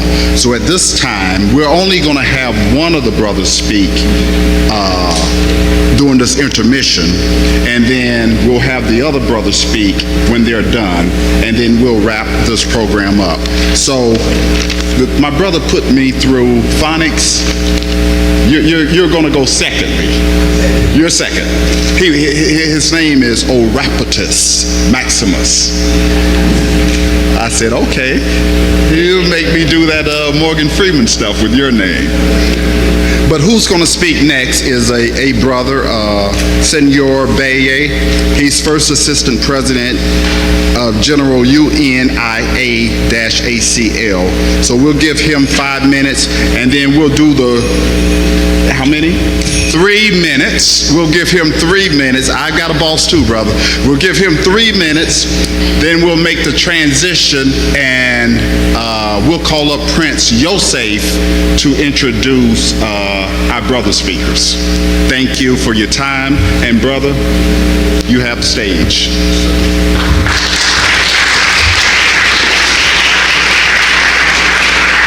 Honorable Salis Muhammad, to everyone present, particularly to this particular center, the Shaw Community Center, which used to be Lincoln Temple Church. It's not about me, he, or she, y'all. It's about we collectivity. If we really want to win our reparations, we got to connect our blacktricity. Africans at home and abroad are rising up. You don't have to check Urugu's news, but check out your own self. The Right Excellent Honorable Marcus Mosiah Garvey was absolutely clear. And I'm here to tell you, when we say UNIA, African Communities League, Rehabilitating Committee 2020, that's what we're doing. Our third Assistant President General lives in Sierra Leone, has been there for 15 years. Our second Assistant President General, we understand African women rule. That's my dear sister, Dr. Chinzara Kahini, out of the Virgin Islands. The President General is in Philadelphia, and I'm here in D.C. This is my home ground. But what I want you all to know, that it's no reason for us not to understand that we have to deal with our internal repair, and that means we have to get the slavery out of our minds.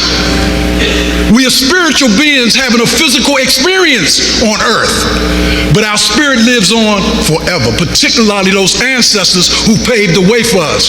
Not just Marcus Garvey, Amy Jocks Garvey, and African sisters, which all of us come through the African womb. We understand African women rule. If you look around the world, you'll see African women are coming into power all over the place. We say we got plenty of African nation states. We don't say country. We don't say countries in the big continent. All over the world, though, we are nation states.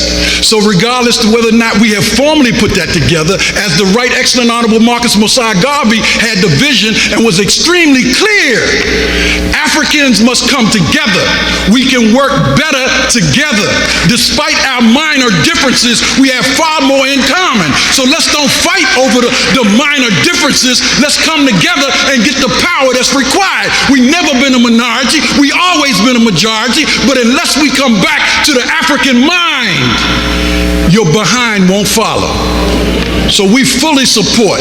We are here to let you know that wherever we are continuing the Garvey movement, and we're not just talking about within the UNIA, because people that don't know, every African is a member of what Garvey established.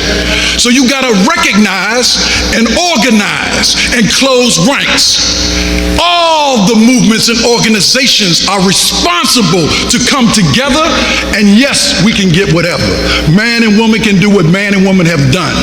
The Most High made no mistakes. Humanity and man and woman made them all. And if we made the mistakes, we got everything we need to correct ourselves. And that means we can straighten out all of those mistakes and bring the solutions. So don't just get on a plane to go to Africa, bring Africa back in your mind. The whole world is ours until Africa is free. And it may still be after Africa is free, all the world our dominion. So don't be content with the food of chickens. Rise up your wings and fly, y'all. Let's go back and collect and learn who we are. Study, organize, but stop fighting each other. Urugu divided us at the Berlin Conference so we would not be united and organized. Kwame Nkrumah told us, Sekou Touré, Patrice Lumumba. Yeah, I'm wrapped right here, sir. Let me be clear. We have already won the war spiritually, but we have war physically. And until we understand that we have to use what we have to take back the power, don't ask them to give it to us. We're going to take reparations. One God, one aim, one destiny, one Africa.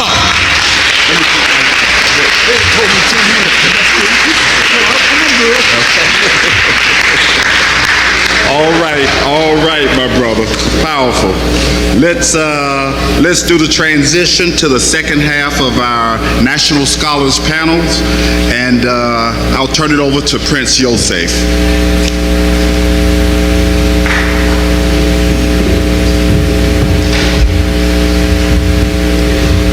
Again, let's give another round of applause for all of those great speakers. who mounted this rostrum. Time is of the essence, so I won't be long.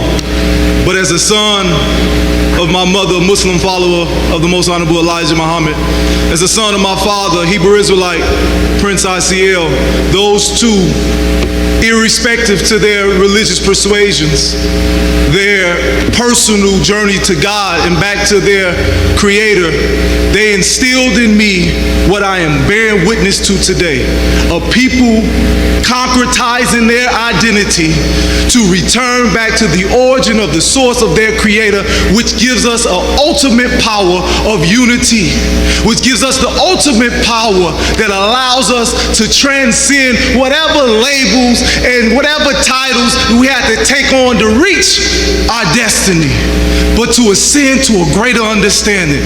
That's what we're witnessing right now. And as I bring up that one who will bring these great minds that are in our midst today, as I said earlier, you have to put these two in the line of those great men who were the trailblazers to understanding not just our Africanity, but understanding our history, not just so we can recite it, but we can make it applicable to our daily lives. I am so honored as I bring up Brother Uhuru. Please come up as he brings forth to bring up those two great luminaries, Dr. Tony Browder and Professor James Smalls. I thank you again.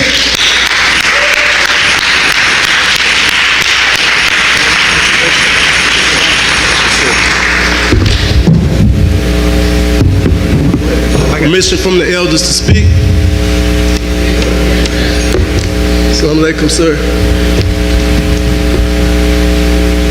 First, giving honor to God at Union Temple, United Temple, because we're all in a union anyway, right? Has anybody ever heard of this young lady by the name of Alberta Williams King? Raise your hand if you heard of her before. See, I got half. See, this is not good. We got 20% of the people that don't know our queen. This queen was the wife of Martin Luther King's father. And y'all know what happened. So not only do we need reparations, but we need to give this queen here a big hand, who gave a beautiful speech, the Honorable Silas Muhammad's wife. Stand on your feet, black man. Stand on your feet, black woman.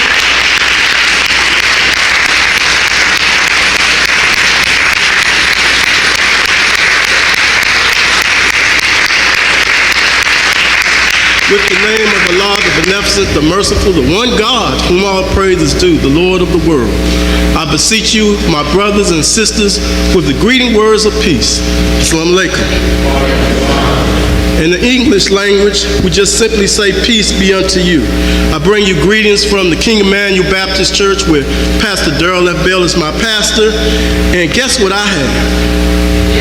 This is a petition by the Honorable Silas Muhammad in 1974. Hopefully I can get an autographed copy. This is a first edition. This is given to me by Chief Minister Najib Muhammad and Brother Captain Abdul Ali. So thank you, sir. Hopefully I can get it signed.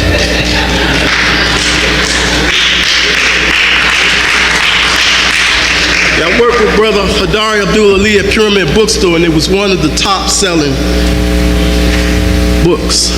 Speaking of books, I'm getting ready to bring on Brother Tony Browder. Y'all heard of Brother Tony Browder?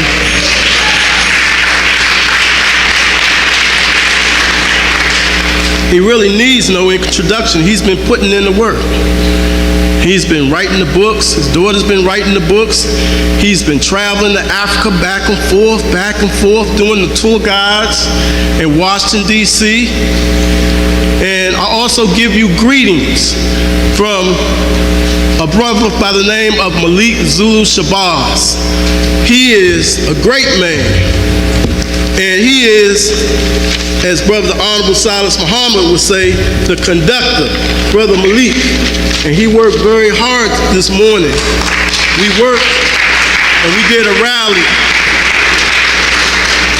at the City One Bank, Capital One Bank, 1947 14th Street. And we're going to be there again tomorrow morning. So if y'all want to come join us, please come join us. And this is not a game. We want economic sanctions. We want economic sanctions. So your homework, brothers and sisters, is to please listen to Reverend Dr. Martin Luther King's speech on April the 3rd, 1968. And he talked about the economic sanctions, telling people to take your money out their bank and put it in a bank that serves our best interests. I may have digressed, but I am going to let you know about this great brother by the name of Tony Browder. Brother Malik Shabbat sends his greetings. He is the founder and director of IKG Cultural Resources and has devoted 36 years researching ancient Egyptian history, science, philosophy, and culture. Without further ado, I present to some and present to others Tony Browder. Let us receive him.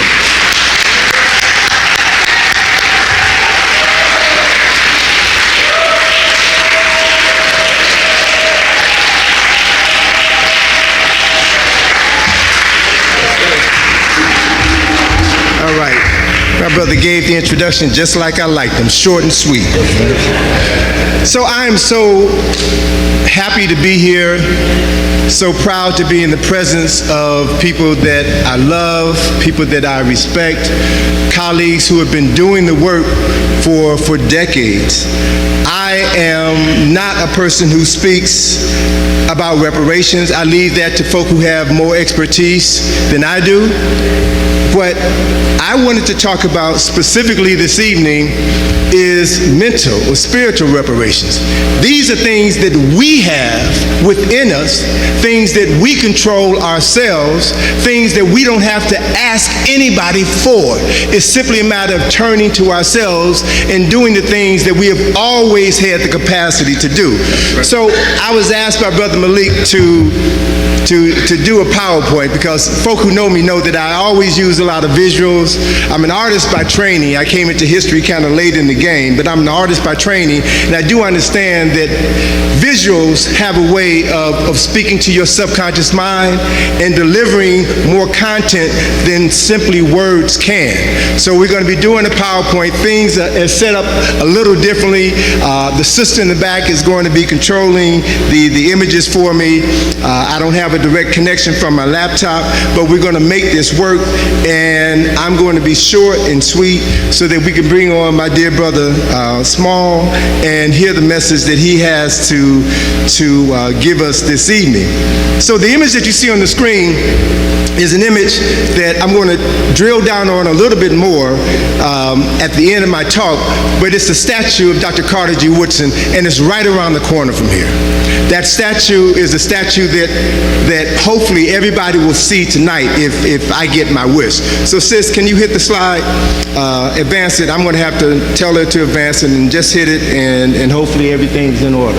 So what I want you all to note about this image of Dr. Woodson is that he's sitting on this pedestal and his hand is on a book, and the book symbolizes knowledge.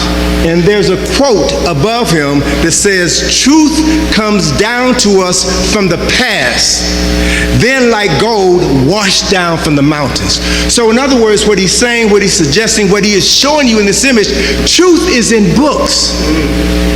And we have to have access to the books in order to get access to the truth. That's one of the reasons why when our ancestors were enslaved, it was illegal for us to read or write. Because if you can't tell your story, your children won't know what you've done. The truth is in the books. It was illegal for us to write or to read because the truth is in books. So what I'm going to share with you are a series of images that speak to the power of knowledge that has always been here, hidden in plain sight. site. So those of you all who know me, who know of my Egypt on the Potomac field trip, know that this is a field trip that we've been doing for 36 years, taking you around the city to show you that the essence of African history and culture and spirituality has been literally hidden in plain sight. And I've come to understand, after studying this subject matter, is that it's not simply a matter of white folk put these things here. Our ancestors put these things here, put these objects here, so that when we return to our right minds, we would have everything we need to do everything that needs to be done right here in this country. We built America. We made this nation. We are the heart and soul of this country. When we know it, when we act on it, we will have everything at our disposal to turn the world right side up. Next slide, please. So, cultural reparations, next slide. I'm so glad to see my brother James here. He and I go way back to 1987, 1988. He's been a wonderful role model for me. He's been a wonderful teacher. He's been a phenomenal brother. And about 15 years ago, Brother James called me up one day and said, Tony, there's this building in Lower Manhattan that has some statues in front of it. And I know they mean something. I can't interpret them, but I know with your skills you can. So he brought me to New York and had me examine this building. It's the U.S. Customs House. It's in Lower Manhattan. It was built in 1907. There are 4 statues in front of this building, and they represent the 4 continents: Asia, America, Europe, and Africa. The only 3 continents are important to my discussion this evening. And I know the images may be kind of small, but I want you all to see what I'm going to share with you, because it shows you the extent to which others have taken our knowledge, taken our truths, and empowered themselves with it while pushing us to the back of the bus. Next slide, please. One more time, twice. Next time. Next slide. So, of the 3 statues we're going to look at is America is first. So we see this statue of a woman, and all of these continents, all of the 7 continents are named after women, because symbolically and metaphorically, women are responsible for bringing life into the world, the lives who create culture, who create history. So women are appropriate symbols for life, for power, for consciousness. So you see America holding symbols that represent this country. One of the things that you see her holding in her left hand is a torch, which symbolizes light or knowledge. Next to America is Europe, and the woman, the female figure that represents Europe, is Minerva, the Roman goddess of wisdom, knowledge, and power, right? And warfare. And what I want you to note, hit it one more time, sis. What I want you to note, that red arrow shows you Minerva rests her hand on a book, and a book symbolizes knowledge. That book is open. An open book represents the application of knowledge. That open book rests on a globe, which represents Europeans' desire to use knowledge to conquer the world. So they're telling you very clearly who their ancestors are and what they have done. And America has been the beneficiary of what their European ancestors have done. Next slide. Now we see Mother Africa. This image is kind of small, and I'm sorry if you can't see it very clearly, but it shows an African woman who is nude. She's slumped over as if she is asleep or dead. And sleep is a metaphor for death, for being unconscious. And what it represents is the fact that Africa is dead, Africa is unconscious. She's unable to defend herself, defend her people, defend her resources. Now, as devastating as that image is, what's important about these 3 statues is what is behind each of those 3 statues. Hit it, sis. Behind the statue of Mother Africa, you see a thief. And this thief is cloaked. And he's holding, or she's holding, a vessel in her hands. And what I submit to you, sisters and brothers, she is holding the knowledge of Africa. And as a result of the theft of the knowledge of Africa, Africa is unconscious. Africa is dead. Hit it one more time, sis. So now you see the thief is behind Minerva in Europe. And what is that thief doing? That thief is pulling the covers off of her head. She is immersing herself in the knowledge that she's stolen from Africa, and she is reading a book. She is studying from the knowledge that she stole out of Africa. Next slide. Next slide, one more time. We see the thief now is in America, and the covers are being pulled off, and they're now free to move throughout North America, South America, and every island in the Caribbean. In 1907, Europeans were very brazen about telling the world who they are and what they've done. But the important takeaway is they got their knowledge out of Africa. And as a result of the theft of African knowledge, African brilliance, Africans are dead, mentally dead, unconscious. Next slide. This is an image above the entrance to the Library of Congress. Greetings, family. We hope you're enjoying the National Reparations Convention. You know, for centuries, Afro-descendant communities have endured systemic injustices and economic disparities as a legacy of plantation slavery.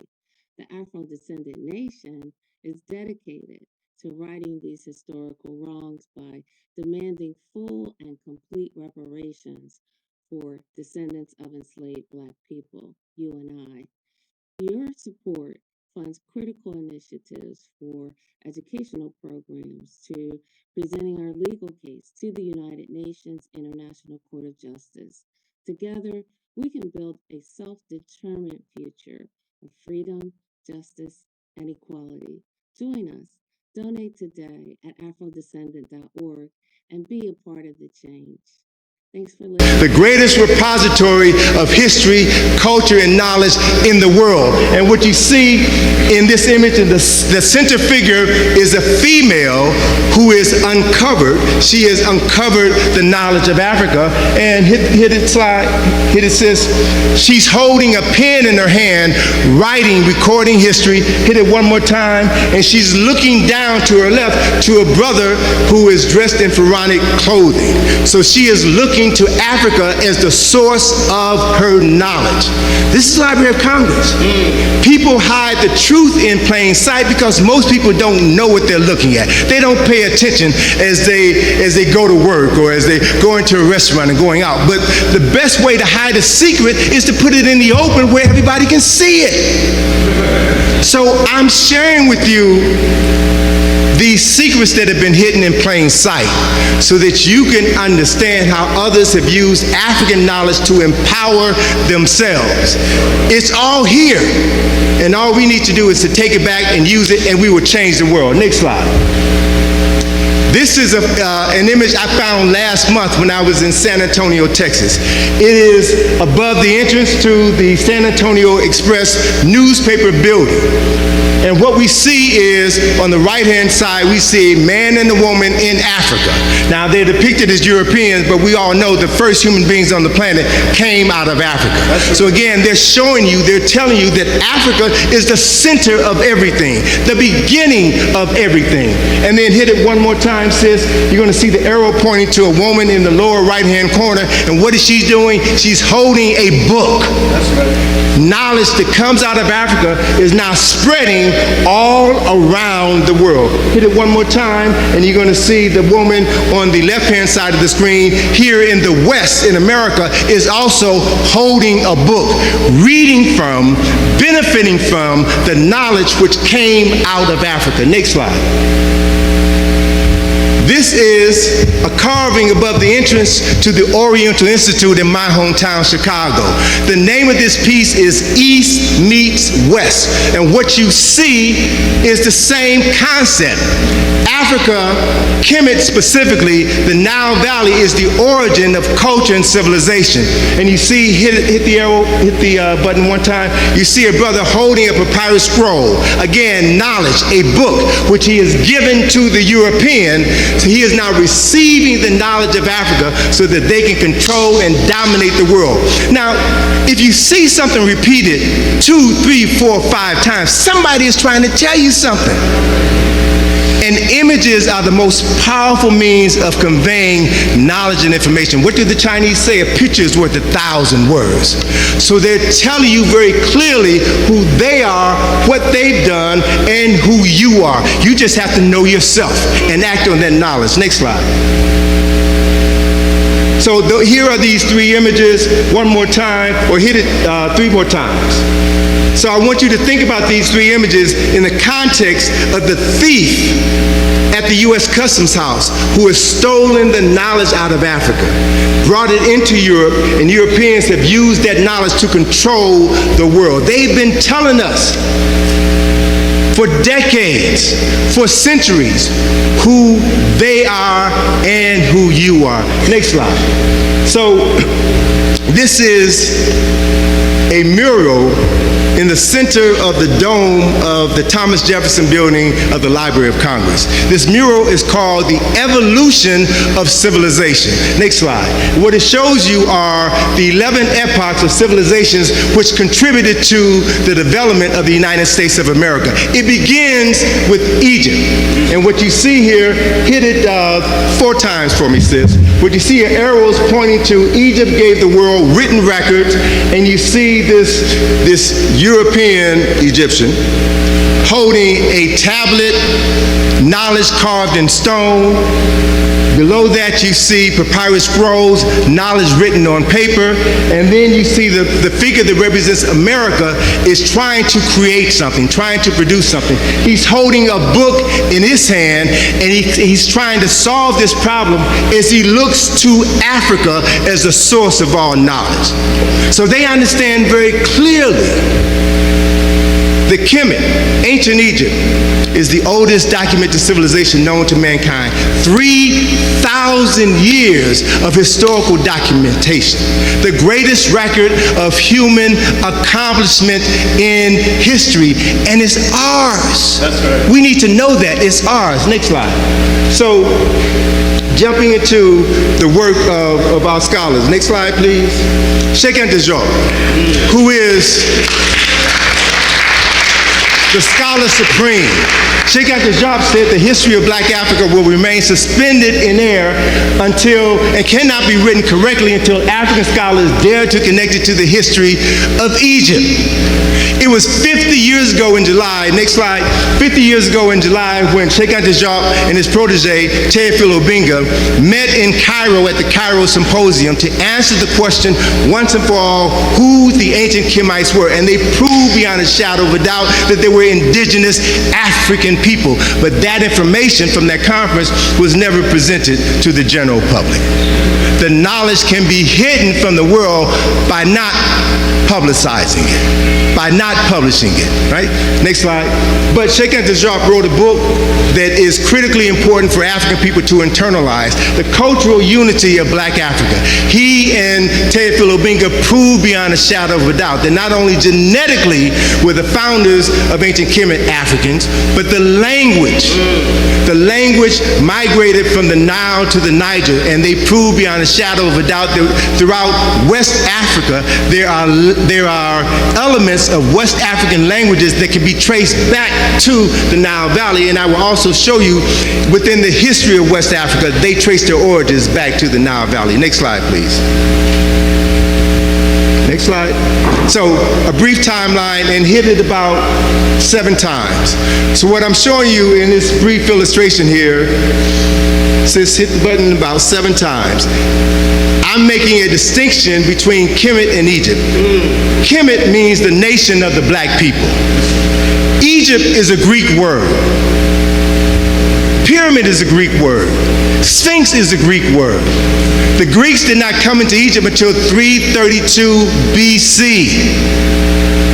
Most of what we know about African people, African history, African culture has been written and expressed by non-African people. So you will never get to the truth by reading their interpretations of our history. I have here images at the top of this slide that shows faces of of indigenous African rulers who were responsible for building all of the monuments that people travel to Egypt today to see. And all of these temples and tombs and pyramids were built by indigenous African people before the Greeks came in. And when the Greeks came in, all they did was copy what had already been created 3,000 years earlier. They added nothing new. They added nothing original. So when people talk about Egypt, they're talking about the time from 332 BC on. When we talk about Kemet, we talk about the time frame from 3200 BC until 332 BC. 3,000 years of African excellence and success. That's what we should be focusing on. Next slide, please.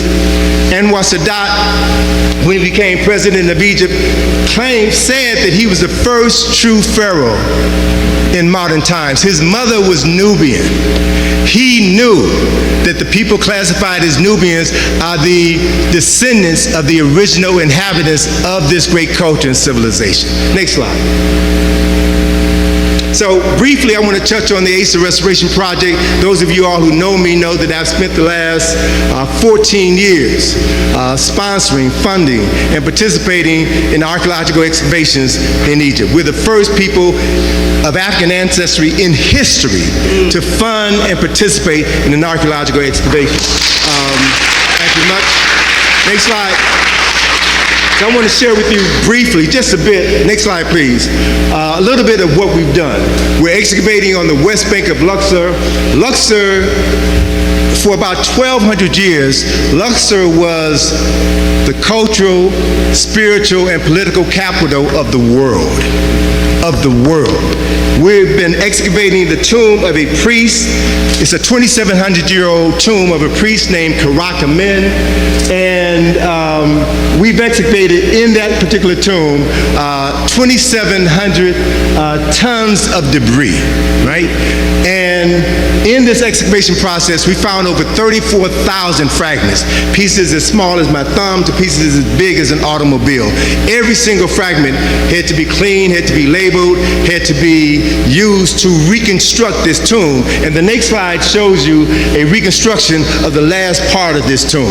Tedious work, but it's the most important thing I've ever done in my life because it's given me an opportunity to get access to information that I never would have gotten in my life. Next slide, please. So, hit it one more time. So these are images of 3 Kushite priests whose tombs we have excavated. Karakamen, Karabashkin, and Nezba-Nedjed. We started off 14 years ago with 3 tombs. We ended our season last year with over 40 tombs. What we found, next slide. What we have found is the largest Kushite settlement in Luxor, Waset. So this is a recreation of Karnak Temple. Karnak Temple is the largest temple complex in the world, larger than the Vatican. And these 3 priests ran Karnak Temple. There's also, hit it one more time, there's also the image on the far right is the image of a young brother named Harem Aket, who was the brother of Karakamen, the younger brother of the brother on the left. He was the chief priest at Karnak Temple, which was the abode of Amen. Have you all heard that word before? Amen. Amen is an ancient African word that identifies the unseen presence of God Almighty. And these men were responsible for maintaining this sacred edifice, which allowed them to literally say the words to call down the presence of God Almighty so that the Spirit of God could inspire the 83,000 men and women who worked in this temple complex. So it's important to know this so we can give African people their due. We've got the documentation. We've got the proof. Next slide. These Kushite men were buried in Kemet, but their ancestors were buried in Kush, several hundreds of miles south in Sudan. What's important to note is that there are more pyramids in Kush than there were in Egypt. And every every single one of the pyramids in Kush had the tops knocked off, were destroyed. Why? Because of a European explorer by the name of Giuseppe Fellini, who in the 19th century came into Kush looking for gold. And he found the tomb of a Kushite queen. And then he wrote a book about his exploits. And in this book, he lied and said that these Kushite nobles buried their gold at the tops of the pyramids. So that caused a swarm of Europeans from France and Germany and England and Italy to descend on Sudan and knock the top off of every Kushite pyramid. Over 300 of these structures, erasing our story. Next slide, please. So during this process of excavating, we found some incredible things. And hit it two more times, sis. Every time we find a tomb, this is what's so critically important about this work. Every time we find a tomb, we find the name of an ancestor who was lost to history. And so what we do is what they did.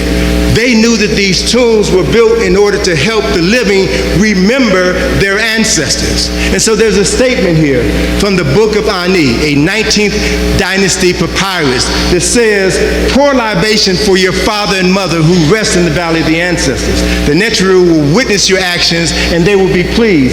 Do not forget to do this even when you're away from home, for as you do this for your ancestors, your children will do it for you.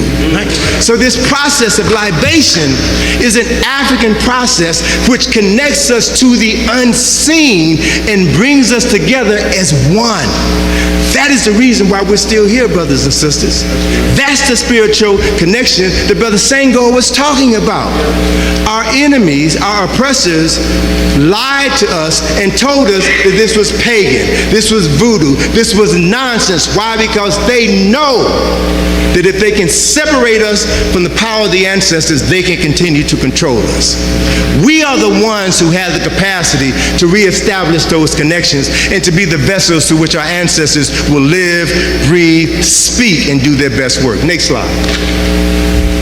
So, of all the work that I've done over in Egypt, the most significant event occurred, hit it one more time, sis. The most significant event occurred on September the 28th, 2016, when I visited two tombs right near the temple of Hatshepsut.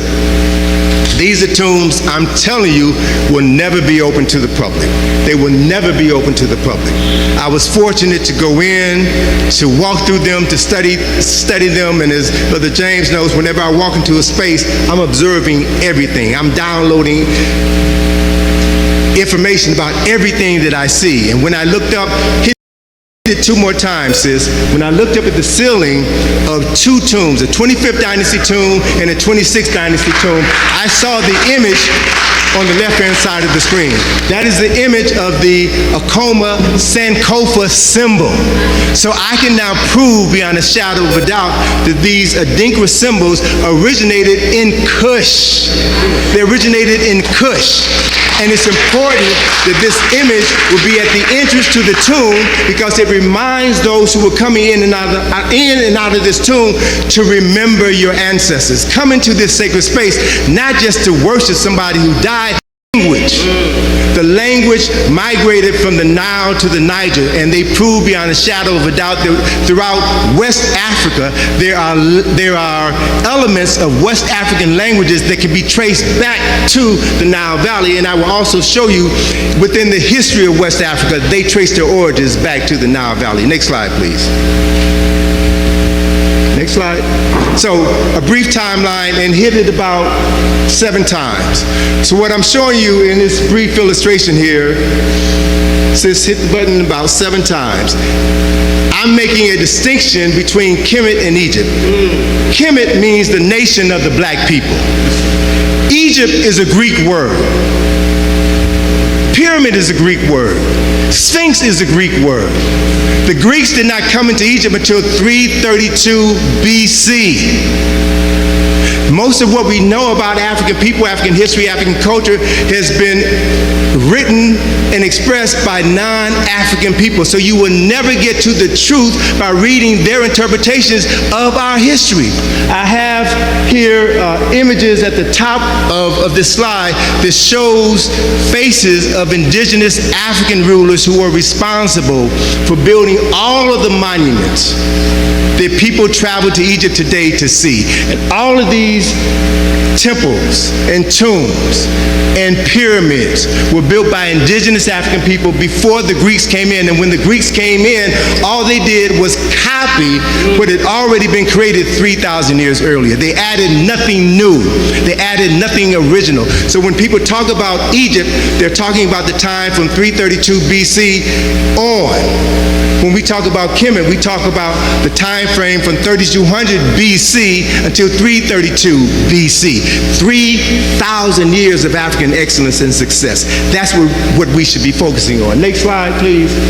Anwar Sadat, when he became president of Egypt, said that he was the first true pharaoh in modern times. His mother was Nubian.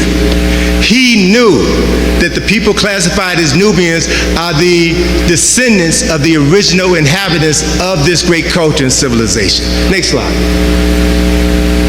So briefly, I want to touch on the Asa Restoration Project. Those of you all who know me know that I've spent the last 14 years sponsoring, funding, and participating in archaeological excavations in Egypt. We're the first people of African ancestry in history to fund and participate in an archaeological excavation.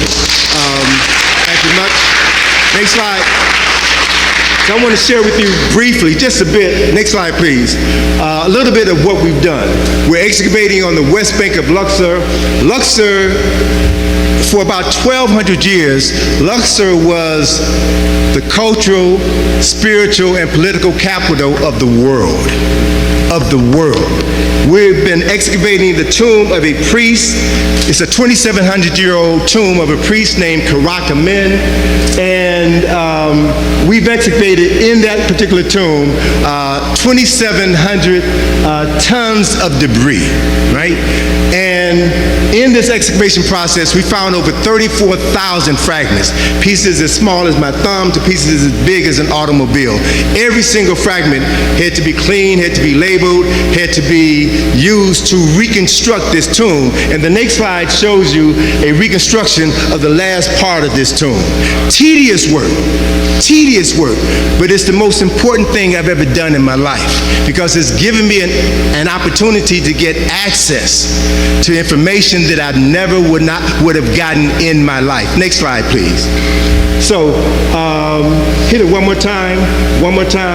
So these are images of 3 Kushite priests whose tombs we have excavated. Karakamen, Karabashkin, and Nezba-Nedjed. We started off 14 years ago with 3 tombs. We ended our season last year with over 40 tombs. What we found, next slide. What we have found is the largest Kushite settlement in Luxor, Waset. So this is a recreation of Karnak Temple. Karnak Temple is the largest temple complex in the world, larger than the Vatican. And these 3 priests ran Karnak Temple. There's also, hit it one more time, there's also the image on the far right is the image of a young brother named Harem Aket, who was the brother of Karakamen, the younger brother of the brother on the left. He was the chief priest at Karnak Temple, which was the abode of Amen. Have you all heard that word before? Amen. Amen is an ancient African word that identifies the unseen presence of God Almighty. And these men were responsible for maintaining this sacred edifice, which allowed them to literally say the words to call down the presence of God Almighty so that the Spirit of God could inspire the 83,000 men and women who worked in this temple complex. So it's important to know this so we can give African people their due. We've got the documentation. We've got the proof. Next slide. these Cushite men were buried in Kemet, but their ancestors were buried in Cush, several hundreds of miles south in Sudan. What's important to note is that there are more pyramids in Cush than there were in Egypt. And every single one of the pyramids in Cush had the tops knocked off, were destroyed. Why? Because of a European explorer by the name of Giuseppe Fellini, who in the 19th century came into Cush looking for gold. And he found the tomb of a Cushite queen. And then he wrote a book about his exploits. And in this book, he lied and said that these Cushite nobles buried their gold at the tops of the pyramids. So that caused a swarm of Europeans from France and Germany and England and Italy to descend on Sudan and knock the top off of every Cushite pyramid. Over 300 of these structures, erasing our story. Next slide, please. So during this process of excavating, we found some incredible things. And hit it two more times, sis. Every time we find a tomb, this is what's so critically important about this work. Every time we find a tomb, we find the name of an ancestor who was lost to history. And so what we do is what they did. They knew that these tombs were built in order to help the living remember their ancestors. And so there's a statement here from the Book of Ani, a 19th dynasty papyrus, that says, pour libation for your father and mother who rest in the valley of the ancestors. The Neteru will witness your actions and they will be pleased. Do not forget to do this even when you're away from home, for as you do this for your ancestors, your children will do it for you. Right? So this process of libation is an African process which connects us to the unseen and brings us together as one. That is the reason why we're still here, brothers and sisters. That's the spiritual connection that Brother Senghor was talking about. Our enemies, our oppressors, lied to us and told us that this was pagan, this was voodoo, this was nonsense. Why? Because they know that if they can separate us from the power of the ancestors, they can continue to control us. We are the ones who have the capacity to reestablish those connections and to be the vessels through which our ancestors will live, breathe, speak, and do their best work. Next slide. So, of all the work that I've done over in Egypt, the most significant event occurred, hit it one more time, sis.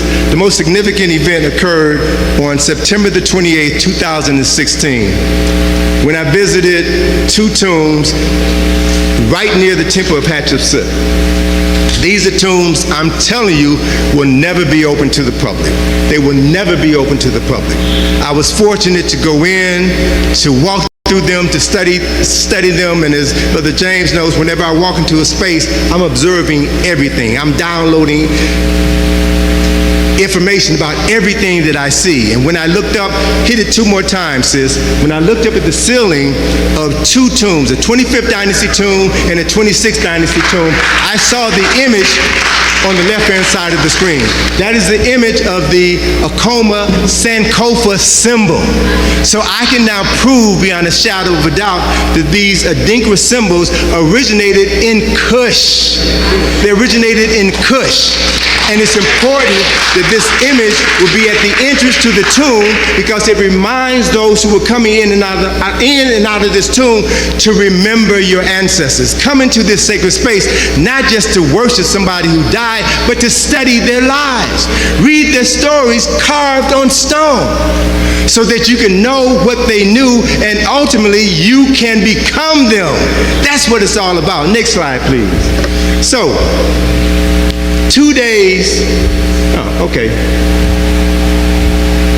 synthesizing all of this information. I've had some phenomenal experiences over the last 44 years that I've been traveling to Egypt, and more specifically over the last 14 years that we've been participating in this excavation. And I'm at the point now in my life where I can begin to put the pieces of all of this knowledge together, and it makes more sense now than ever before. And this is what I want to share with you. This is what I want you all to know. This is what I want you all to understand, because we're reaching an inflection point in American history history and world history. And the world needs us to return to our right minds so that we can save the world like we've always done. What I want to present to you, is a theory that is rooted in fact, and I'm pulling together the data now to substantiate this. There were, hit it one more time, sis. The image on the right, the book on the right is a book that was written by a colleague of Sheikh Anta, a brother by the name of Abubakar Lam. The book is called Paths from the Nile. And what it documents are 6 migrations of African scholars, teachers, healers, mathematicians, and astronomers from the Nile River Valley to the Niger River Valley. 6 migrations between 660 BC and 560 AD. And as a result of these 6 migrations, Africans were able to bring their cargo of knowledge from the east to the west and help jumpstart culture and civilization and spiritual traditions and mathematical traditions within West Africa. Now process this. Stay with me for a minute because I want you all to verify whether or not I'm losing my mind or whether or not I found my mind. If you really understand what this process is all about, what our ancestors knew, and Brother Senghor hit on it. These ancestors knew that there is no death. There is this thing called the Rahimi Mesu, the repetition of the birth, and that we come back. And it's important to leave knowledge, to leave documented knowledge for the souls that are coming after you, and more specifically for your soul when it comes back. All of this is for us. So if our ancestors knew that the Nile Valley was going to fall, and they made sure that certain information would not fall into the hands of the coming invaders, and they sent it west to jumpstart civilizations in the west, then they had to have known that those Africans living in the West were going to fall. They had to have known that. And that the Africans and the knowledge encoded within their minds, encoded within their DNA was going to be brought across the Atlantic Ocean to North America, South America, and every island in the Caribbean. So we are the key. We're the linchpin to this process. Follow this, next slide. So, next slide, one more time.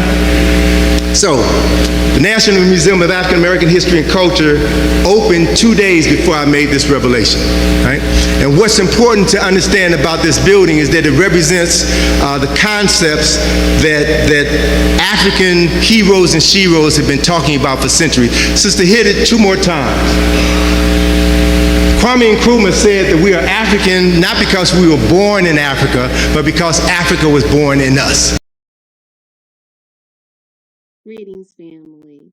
We hope you're enjoying the National Reparations Convention. You know, for centuries, Afro-descendant communities have endured systemic injustices and economic disparities as a legacy of plantation slavery.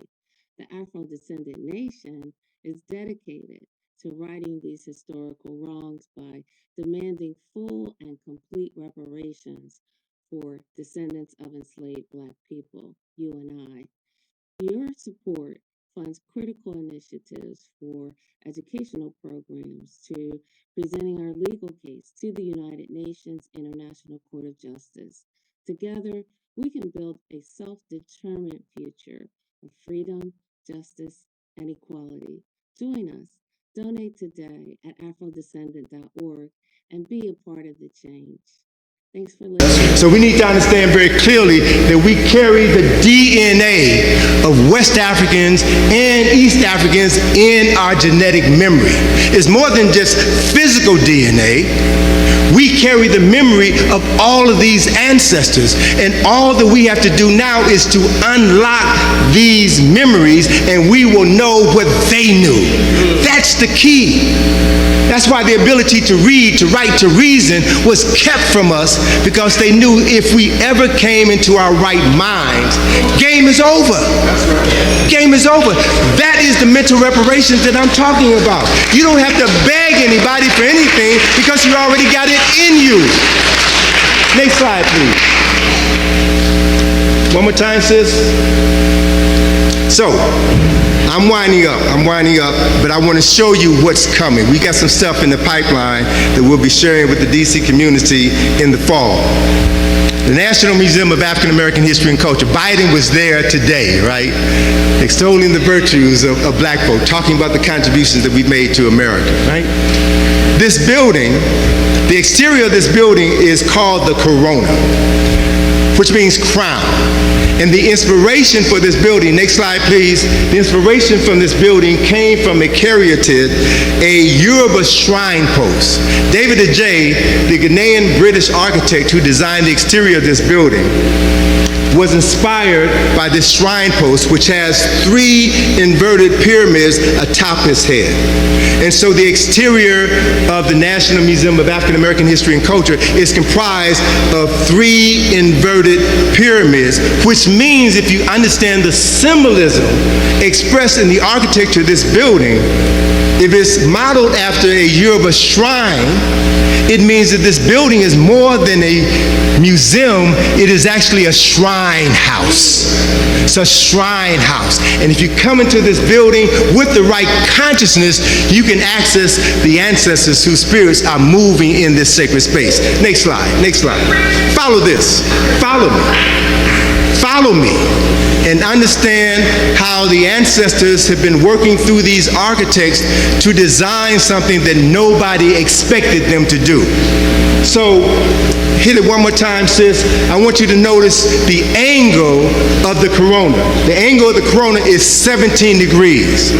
He designed it to be 17 degrees so that it would match the angle of the pyramidion of the Washington Monument, which is 73 degrees, to show symbolically and metaphorically East Africa and West Africa are the same, are one. Very strategically, he put that symbolism there, and those with eyes to see will see it. Next slide, please. Next slide.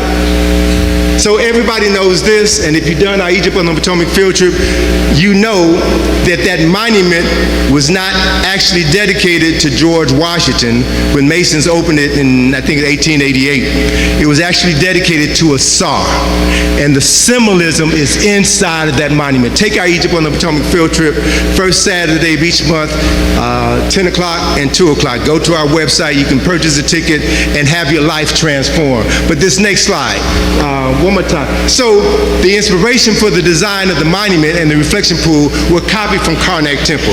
Every temple in Kemet had Tekenu, which the Greeks call obelisk. Every temple in Kemet had a sacred lake or a reflection pool. What's important to note, hit it 2 more times, sis. What's important to note is that this sacred lake at Karnak Temple was built by Shabaka, the 3rd king of the 25th dynasty. Shabaka just happened to be the father of Karakamen and Heri-Maket.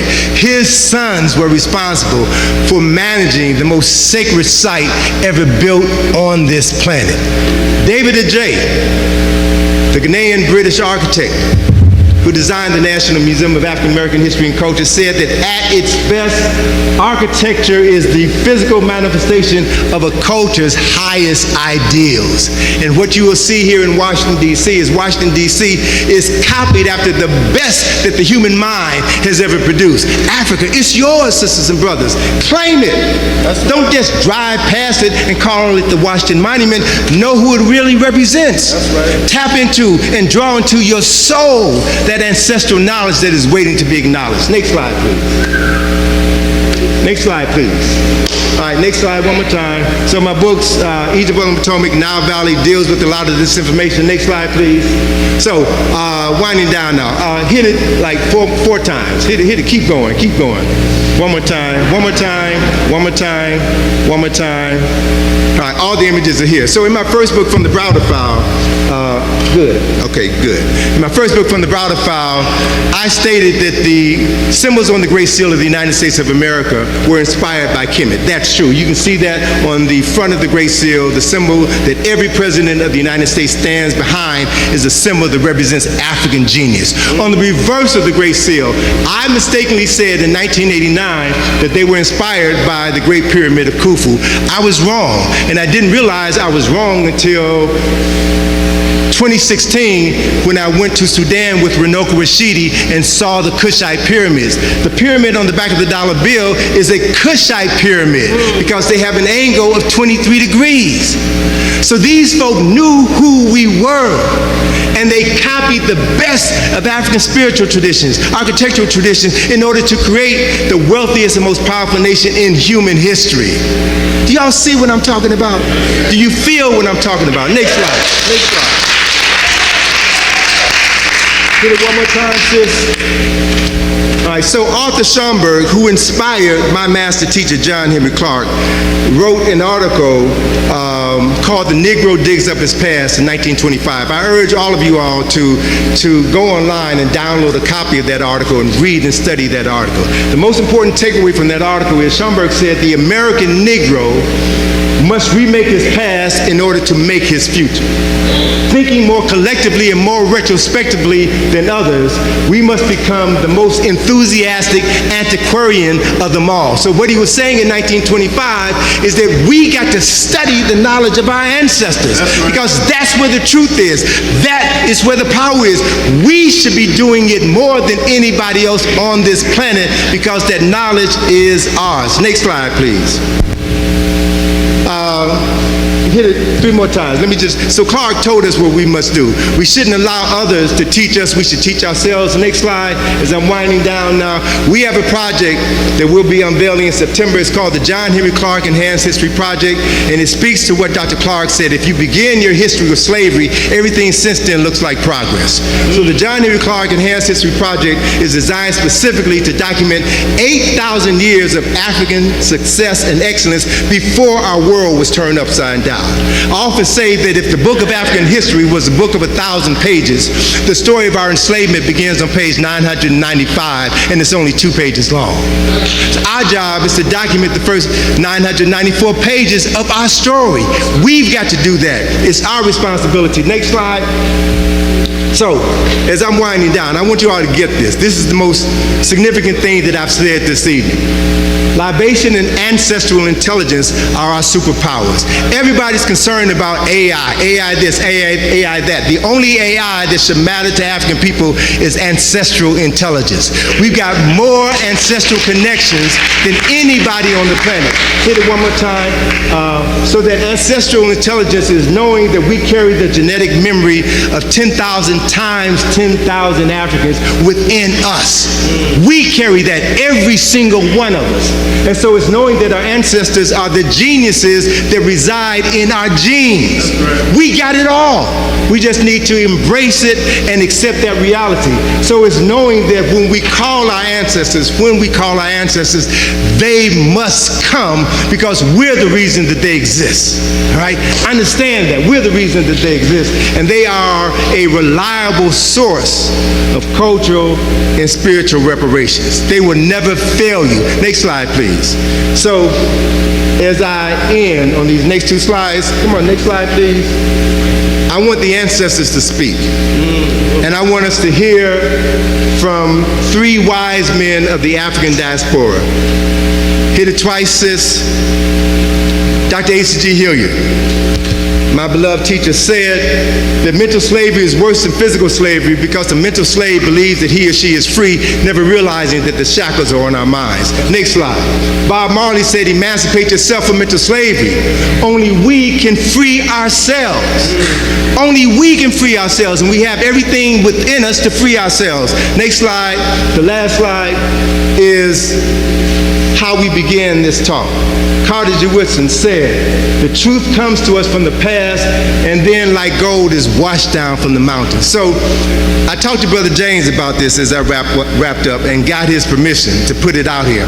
I want to invite you all here after we're finished this evening to walk with us around the corner to this statue so that we can pour libation and acknowledge these ancestors and thank these ancestors and invite them to be in our lives. When you all come here tomorrow, I want you to end the session tomorrow by walking down to that statue and honoring these ancestors. Do the same thing on Sunday, and whenever you pass that statue, do that. Pour libation to your ancestors. Let them know that they are loved. Let them know that they live in you, and let them know and the world know that you're ready to continue their work. Thank you very much. Please let's give a loud round of applause. to our beloved historian, master teacher, Dr. Browder. Thank you so much, sir. Very briefly, we're going to continue with the program. That's a quick message to ensure that you come back. Our FOI is on the job right now. We got 3 plates, and we don't want you to get told or to get a ticket. You're parked in a parking spot that is reserved for the residents over here. So it's a New York plates, Nissan Altima is silver, North Carolina plates, Nissan Altima is a darker color, and the last one is a Hyundai Sonata black with the Virginia plate. So if you own one of those 3 cars, please, to ensure you don't get a ticket or toll, let's go ahead and move that. New York plates, Nissan Altima is a silver color. North Carolina plates, it's a Nissan Altima as well. It's a darker silver color, gray. And then the Virginia plates, Hyundai Sonata, black. Everybody got that? Thank you so much. Welcome my brother back up. Yes, sir. Thank you very much. Thank you, good brother. Y'all like his necktie? Come back, brother. Show them your necktie. He got Ghana on his tie. And that's what it's all about, to be culturally aware. Let's give it up for Brother Tony Browder again. Wow, that was powerful. Amen.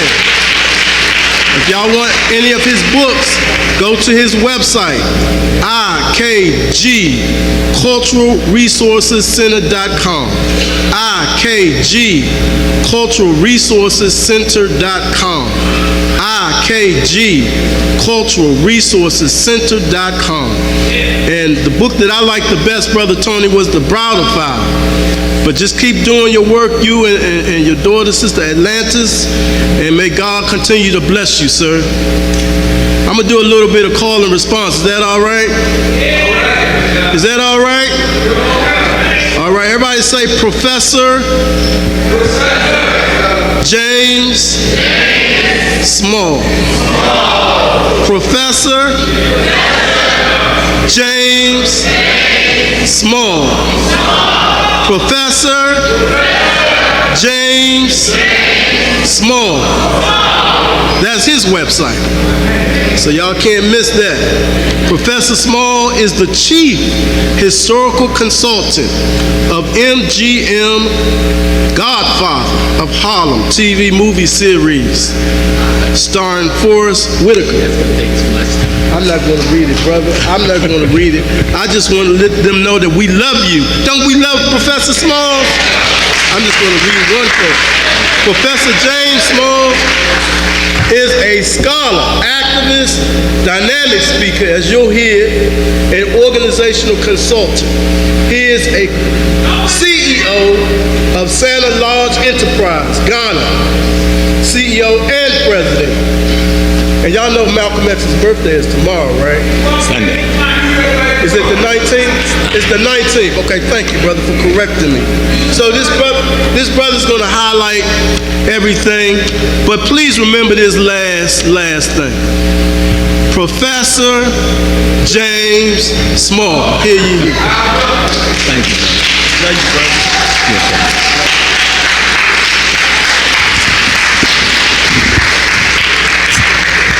Assalamu alaikum. Peace and blessings. Now, this year will be the 59th year that we pay tribute to Malcolm's spirit. And to you, my great father, brother, teacher, we know there can be no Malcolm spirit without the Honorable Elijah Muhammad's spirit. So I've always, even though I was the imam of Muslim Mosque Inc. after Malcolm's assassination for 18 years. So I got the opportunity to try to teach both tracks. Now I'm kind of like the invisible man, because most people didn't know I was a Muslim, but during that period of time. Coming after Tony is the most impossible thing anyone could do to any human being, so I left my folder of notes on the chair, okay? That was extraordinary, Tony. That was an extraordinary presentation. So I want to see what the Spirit is going to ask of me to give to you concerning reparations. But I just want to tell you a couple of things. I I just returned from Ghana last week. Some people may have heard that someone, Tony wiped them out. I don't really need them. Someone put a bar and a restaurant in the Elmina slave dungeon. So I wrote a petition and circulated around the world to the presidents. We did a few other things. We put some heat on the government. And so I went over to Ghana to meet with the ministry and to meet with some of the parliamentary people to say, undo this, or we're going to come and undo this, and that's not going to be good for you. So they asked us to give them some time, and today I did get a call. They feel they found a resolution to the situation, and on Monday the government will announce that resolution. Second thing, because Tony laid out so much, and some of this is going to be for our father, America, when I was about 21, I was taking this beautiful young girl, Georgette Miller, to the prom, her prom. But I had no money. 21 in those days, you broke, right? So there was two brothers who always sat in the car in front of our stoop in Harlem, and they were always very courteous to the young guys. So they says, aren't you taking doll baby to the prom? I said, yes, sir, but I ain't got no money for no tuxedo. They said, get in the car. So I got in the car, they drove me to the Bronx, and they rented me a tuxedo and some patent leather shoes, and I was looking good, cummerbund, the whole nine. And I found out the two brothers were Prince Hall Masons. See, there's something we miss, even I missed it early on, about what we built in America that we didn't know that we built. But what happened, I was a Muslim, but they didn't know that because I was like a well-kept little secret. As Imam, I became Hajj Amin Shahid. I went to Mecca around 74, that time period. But the men saw me about 3 weeks later and wanted to make sure that I take the tuxedo back, that I take the shoes back, that I did all the things to make sure their money wasn't wasted. And I told them I did. Then I said, I got something beautiful to tell you. I'm going to Mecca. And these men had adored me, loved me, kind to me, and they got hostile. Very hostile. Not for the reason you may think. I had the wrong reason why they got hostile. And they said, get away from me. And I go like, why? Y'all were like my uncles, right? They said, why would you leave Mecca to go to Mecca? So I didn't understand that. So I went to Sister Ella, Malcolm's sister. I said, Sister Ella, why did these brothers treat me that way? And why did they say I was leaving Mecca to go to Mecca?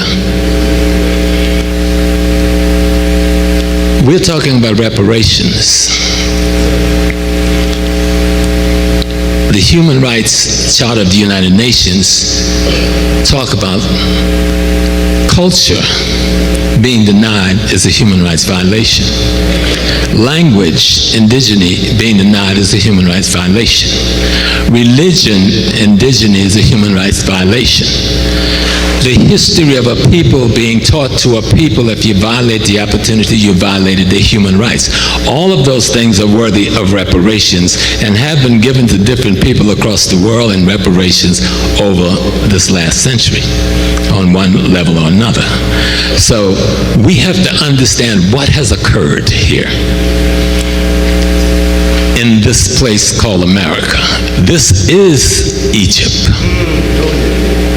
The man was telling me, we don't need Saudi Arabia anymore because what Mecca represented then has been built in the U.S. now. You'll understand that. They're serious. This is no joke. They came here to do this.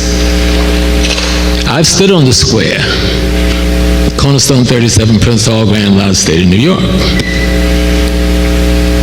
I have a better tongue than most because I'm also the priest of the craft of Amun-Ra. The priest of the craft of Amun-Ra. I had the opportunity yesterday to be in Houston before that storm hit, and the ancestors got me out just in time, about an hour ahead of it. But I went to perform the opening of the mouth ceremony for the Grand Master of the Shrine of Hunefa. There's a lot that exists among us that we're not aware of. Africans in America, yes. The Europeans damage our consciousness. Consciousness is the ability to restore yourself, rebuild yourself, and reconstruct yourself. Well, you can't do that unless you have access to your memory. Your memory is your history. Your history is your ancestral experiences. And when they blocked us off from our ancestral experiences, that was one of the greatest crimes they ever committed against us. And it is listed in the UN as a crime against humanity.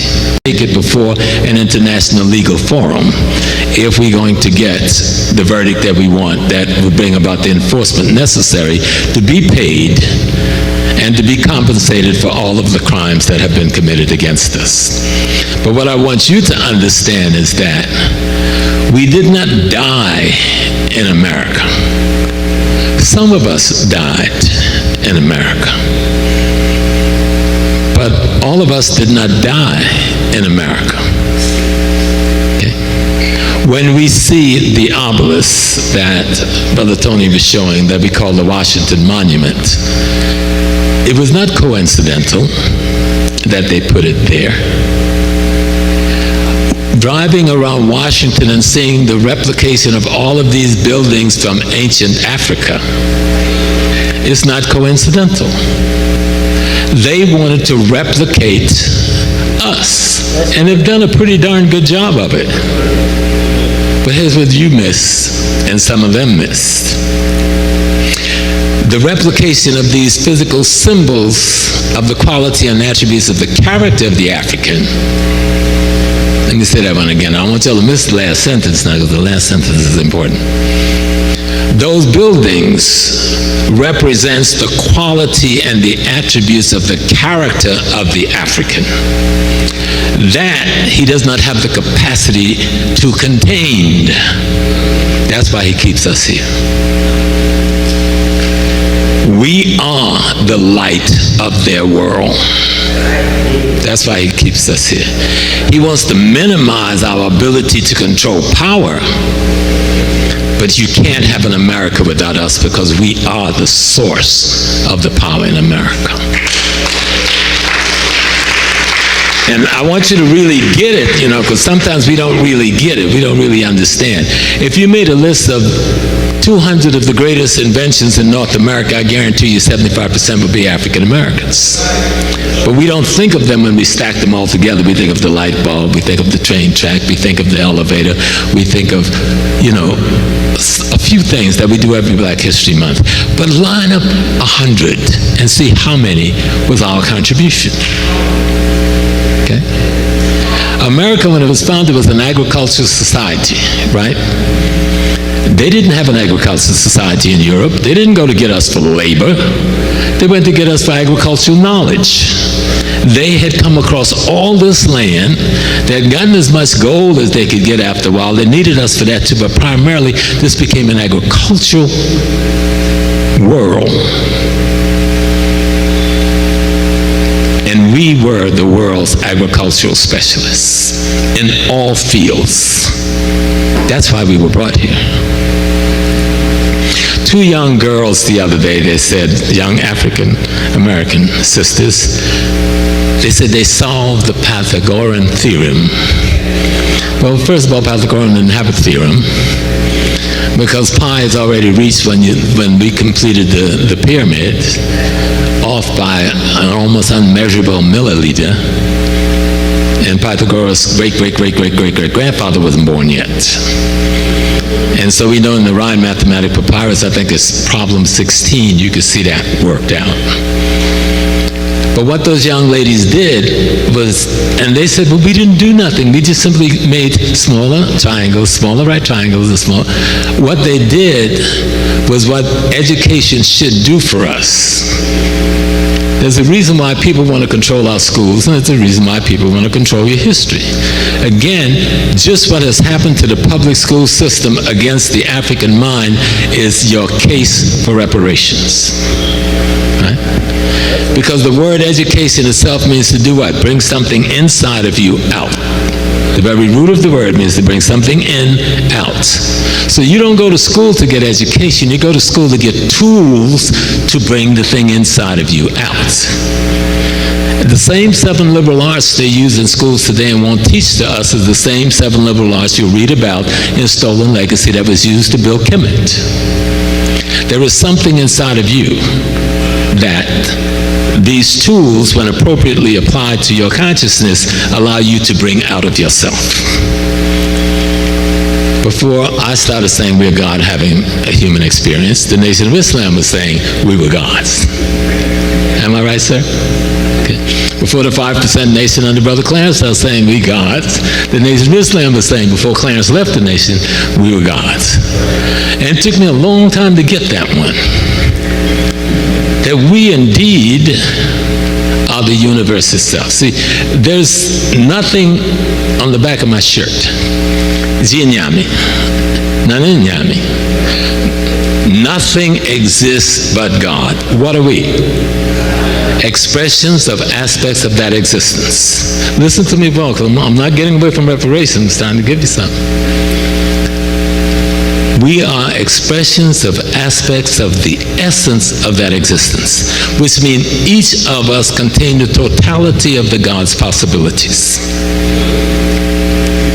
They took that away from us. They took our access to that understanding away from us by denying us the tool to extract what comes in us from the universe itself. And that's about this war. Yes, sir. So, we at war. Reparations is one of the tools we need to win the war. And when we make this case, as our great attorney, Queen Mother, was making for us, I mean, that's just extraordinary what y'all went when y'all went to Geneva. I had not heard that before, and I'm sitting there going like, we thought we did something. Y'all was like super revolutionaries. And I'm like, oh my God. And our children need to know those stories. They need to know what you did. They need to understand the work that has been done, because a lot of people think reparations is something new. We're just starting it, and they're not studying the work that's already been done.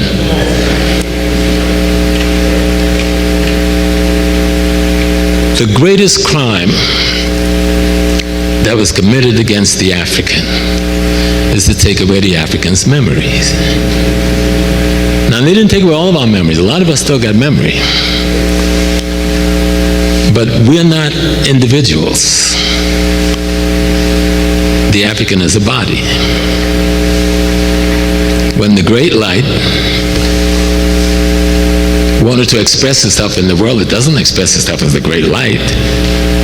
We use the sun as a symbol. The sun don't come down, it'll burn us up. So what does it do? It's in tiny little pieces of itself we call sun rays. But each of them contain the totality of the great light. But somebody blocked you from understanding that, taking that knowledge of replication. How do I recreate myself? Tony was saying that in our culture, there's no such thing as death, and there isn't.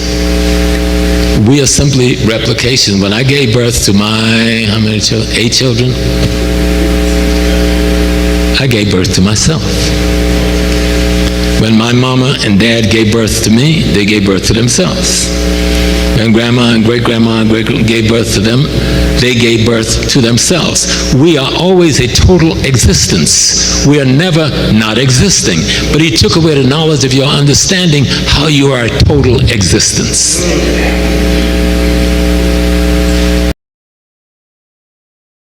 Greetings, family. We hope you're enjoying the National Reparations Convention. You know, for centuries, Afro-descendant communities have endured systemic injustices and economic disparities as a legacy of plantation slavery. The Afro-descendant nation is dedicated to righting these historical wrongs by demanding full and complete reparations for descendants of enslaved Black people, you and I. Your support funds critical initiatives for educational programs to presenting our legal case to the United Nations International Court of Justice. Together, we can build a self-determined future of freedom, justice, and equality. Join us. Donate today at afrodescendant.org and be a part of the change. Thanks for listening. When a woman and a man mate and they produce a child, because God don't drop babies out of the sky, right? It doesn't grow up out of the ground and you go in there and you pick it like you pick some collard greens. No, you are that aspect of God that creates. That's the only way God creates it. But to have the knowledge of who you are, see, that's where the nation comes in, but you know that better than me. We missed the boat. Even when I was young, I missed the boat on the nation. Of course, I couldn't come in at the point I was because I went over with Malcolm. But I did keep an alliance with so many of the brothers. This thing of the lost knowledge, this thing of the mind, to understand what the white man did to us. He blocked you from an understanding of yourself as a God having experience that we call the human being. Not to make you reign over anything. You don't have to, because you already reign over everything if you were conscious of the fact that you were doing that or should be doing that. African culture is not just wearing kente cloth, dancing to some beautiful drum and music. African culture is what allows the earth, what allows the cosmos, what allows the ecology to stay in harmony. Yesterday when I was leaving Houston, we went to that cemetery and he buried Brother Jarvis. And it started raining as we were leaving the cemetery. So somebody said, Brother Small, are you coming back to the repast? And I said, I'm coming to the repast. So we drove to the repast, and the ancestor said, you go to the airport. And I listened to them. I said, I'm not coming inside. I'm going to go to the airport a little early. Got to the airport, got on the plane. They wouldn't let us leave. They held us for 2 hours because this crazy storm came through. But when you saw what it did to Houston this morning, about 2 tornadoes followed the storm. Now, I figured Jarvis probably was angry about something we didn't. He just tore up the whole city to make himself happy. But imagine having the ability to control energy without splitting the atom. I hope y'all understand. Y'all don't quite understand where I'm going, right? That's kind of like out there someplace.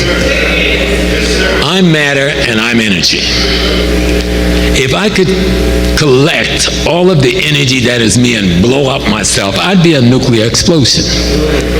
To build a robot that can do everything that my body could do with all the cells in my body do it with and replicate those cells every day, you'd need a nuclear power plant. But the sun is our nuclear power plant. The energy we get from the food is that nuclear power plant. Because we're nothing but mud and fire, right? Every bit of food you eat come out of the dirt, right? And it absorbs, whatever seed you put down, it absorbs the minerals of the dirt. So you're dirt, and then you absorb all this energy of the sun, so you're energy, but you're getting energy from Mars and Jupiter and every place else. We are the universe. We built all that stuff in Kemet not to have something pretty to look at. Those were tools that teach us concepts, ideas, and principles of how to live life in harmony and balance with cosmology and ecology and one another, so there was no war, murder, death, lying, stealing, and destruction that's going on in society. That they cannot replicate. They can replicate the symbols of those things, but they need us to keep America from falling apart at the seams. Every decent law in this country that we can call human rights law of worth, we fought to put it on the books, not them. They don't have the capacity to contain and retain what's necessary to make a civil society. So when we go to war, and I'm going to close with this, and we take our case for reparations, the case that make it clear that history allows you to erase the mystery. Dr. Hilliard, one of Tony's great teachers and mine, said the greatest freedom anyone can know and Mother was talking about identity, is to be shackled knowingly to your identity. The greatest freedom that anyone that can know is to be shackled knowingly to your identity, and he's chopped that chain and unshackled us from our identity. That's why Afro descends. At first I was kind of like, I want to throw African in there, but I listened to it after the last conference real well, right? And I was like, that makes sense, because it includes all of us as we are scattered all around. Our identity isn't just the language we speak. Remember, every language is like a ship, right? It carries the information of that group of people for that time period that were in that location, functioning in that way. See, I would have a contention. I wouldn't contend with Tony because I love Tony too much, but I'm the eldest, so I can contend a little bit. That we went from West Africa to East Africa and built Kemet. And when the invaders came, we returned to the ancestral lands and went back to West Africa and rebuilt new civilizations again. And so when we were brought here to this country, and I'll conclude it with this, because we don't think of it deeply, and when we try to think of brothers like Prince Hall and Richard Allen and Martin King and Adam Clayton Powell and David Walker and realize, oh my God, all those brothers were Prince Hall Masons. What's with that? What was that all about? What body of knowledge that they understood that allowed them to tell the White Lodge in America, I can show you a charter, can you show me one? And no White Lodge in America can show a charter from the Grand Lodge of England. None. They have been, the Lodge from England set up their lodge, but they can't stand on that. And even if they could, 33 is just walking in the door. Yes, you can't reach 360 until you're laying prone, but you get there at the day you say goodbye and say, I got to transition and come back again. I put this out there for some who hear me. Do you hear me, those who hear me? Okay? Because we built America. It was never the church itself that was the great force. It was those societies of secrets that African men and women had who ran the church that made it a great force. And those societies never died when they drove us out of Kemet. Every African society retains societies of secrets for the men and societies of secrets for the women. And a lot of times, I remember when Sister was speaking, and I remember somebody come up and talk about the power of our women. In African culture, in every phase of culture, in every part of our known history, the woman is the power. She gives authority to the men. Hear that well. The woman is the power. She gives the authority to the men. That's what that statue where you see of Isis sitting there with Horus sitting on her lap. But remember, also on her head is what? The throne. She is the throne that the male sits upon. And this is practiced in most African society today. You don't find your leader through the male. A few cultures do that, but most trace their leadership through the female, what they call matrifocal. Okay? The women decides who leads these countries. She's the power. She gives us the authority. And because the white man knows that, he's cut off our access from the body knowledge, from the history, from the culture, from the spiritual system, from the sacred science institution that's supposed to protect the spiritual system. And so we can't build the next step, the economic, politics, and cultural institutions that will protect the body people. And if you don't have a consciousness rooted in your own histology, your own spirituality, around your own rituals, around your own race in terms of your projection, around your own ethos, around your own philosophy, then you've got somebody else's that you're spreading. And everybody else's is for your demise. So I love the Divine Nine, and I know some of the Divine Nine is in the room tonight, because of course I'm in Washington, D.C. And I know know today the president spoke to the Divine Nine, some of their leadership. But you need to flip. We're free now. Flip that seal and let everybody see you got an African seal back there. What are we afraid of? Secret to life is to have no fear. He took away our ability to reconstruct ourselves by taking away our access to the knowledge that would allow us to build the consciousness that would create the ethical, moral, principled human being that could establish the economic, politics, and culture that can build societies that could replicate themselves based on truth, justice, righteousness, harmony, balance, and reciprocity. That's what we're really talking about. You know, because I'm satisfied. If I was in a hut with no shoes and no shirt on, didn't cold up in there, I'd be fine. I can have food. I can teach my children to love one another. I can be in love with my mate and have my mate in love with me. That I can show that same love to the people who were not my blood immediately, because we all really have the same blood. It's like if you look at the Yorubas in Africa, which is the biggest ethnic nation in Africa, and you look at the Akans in Africa, which is one of the second or third, they're about 99.910% the same genetic structure. They're culturally different. They have different recent contemporary historical experiences, but genetically they're the same people. There's only one Africa. That's why Afro-descendants make sense. Put it under one label, one Africa. So I'll end with this.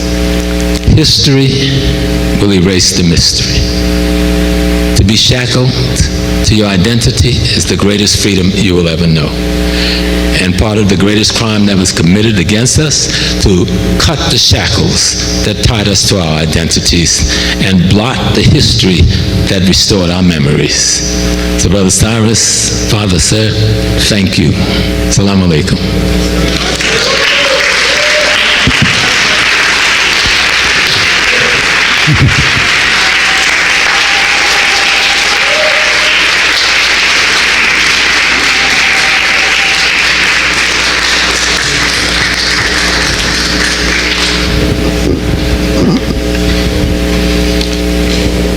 See, when you speak from the soul, you speak to the soul. And you can tell whenever our dear great elder speaks, he speaks from the soul, because it's something about his words that just resonate with you in a way that activates that Africanity. So we thank you, Professor, for all that you have done and all that you continue to do in the name of truth. Please, again, just give him one more round of applause.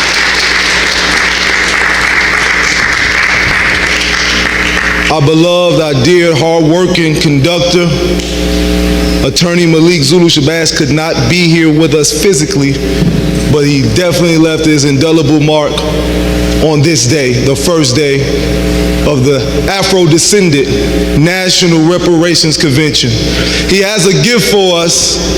He has a brother that's going to come up just for a few minutes, Brother Orapidus Maximus, the lyrical beast of the Northeast. But before I bring him up, I have to say one thing, brother.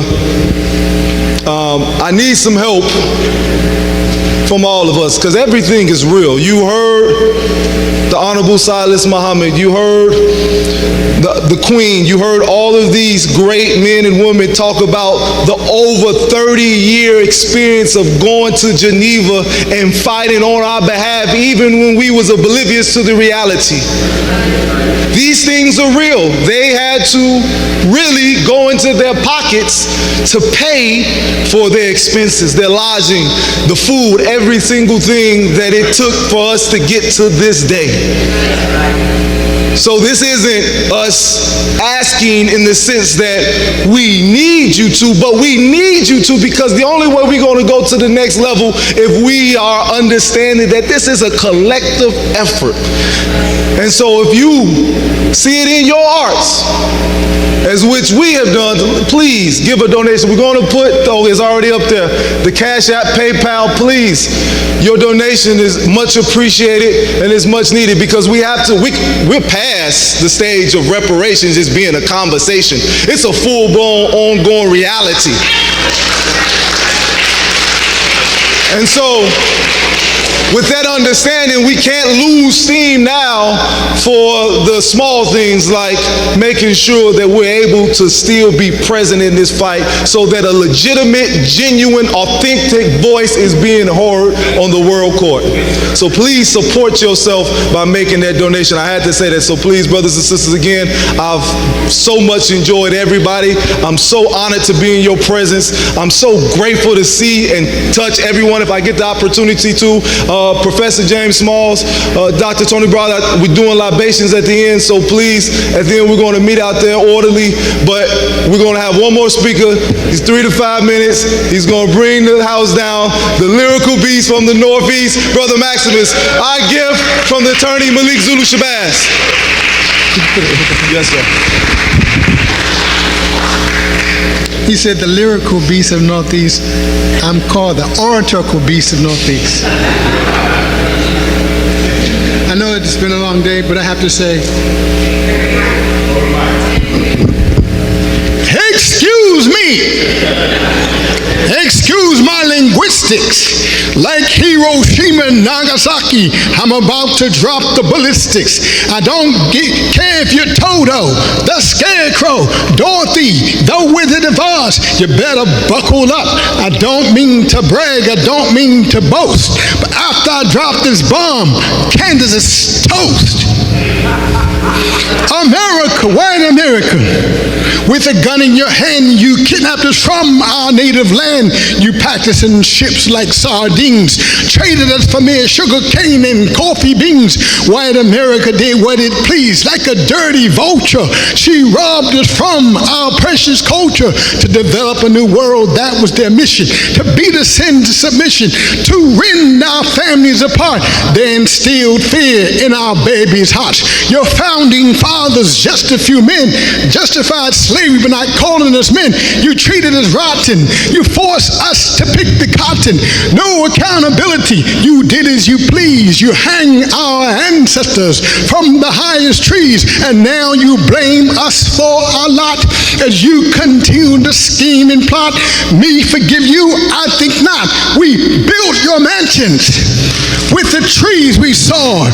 You scarred our backs until they were raw. You made us work in bad weather. You threatened us with hot tar and feather. Long days as a people we toil. You even boiled us in hot bubbling oil. You've mastered your fiendish plot. You used wild horses to tear us apart. You destroyed our family structure. You sold us in auctions. You forbidden us from reading as a precaution. You emasculated our men. You raped our women. And you wonder why I'm still fuming? No, I'm not fooling. What type of people were forced to eat on dung and drink on urine? Fast forward now in our communities, you view us all as thugs. You flood our communities with your illegal drugs for our poor to sell, providing us with enough gunpowder and firepower to kill ourselves. With us to full capacity, you fill your jails. Your brotherhood of police continues to give us hell. You despise our presence. That is why you relegate us to ghettos and slums. You live real good while we live like bums. All these crimes, all these atrocities charged against you are true, unembellished, accurate, and level. So why are you insulted when we call you devils? To err is human, to forgive it divine. Maybe that's your mantra, but it is not mine.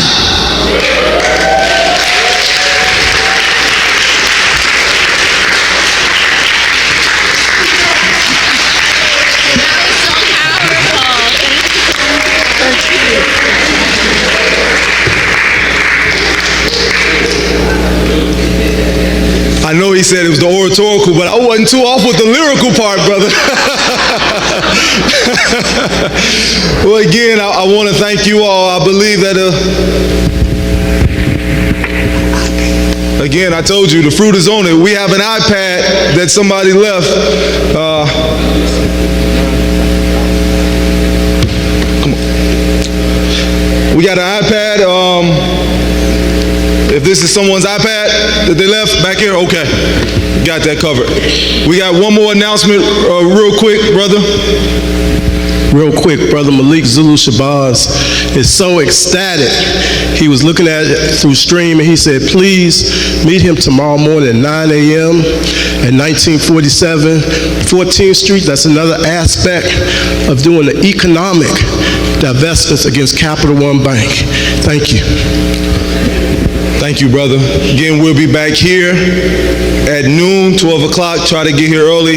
It's an action-packed day. And again, we thank you all. We thank our Creator. We thank our ancestors. And may all of us return to our humble abode safely. We look forward to seeing you tomorrow.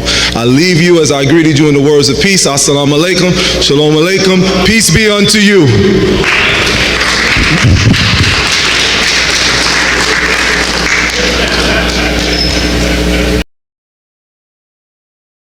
Greetings, family. We hope you're enjoying the National Reparations Convention.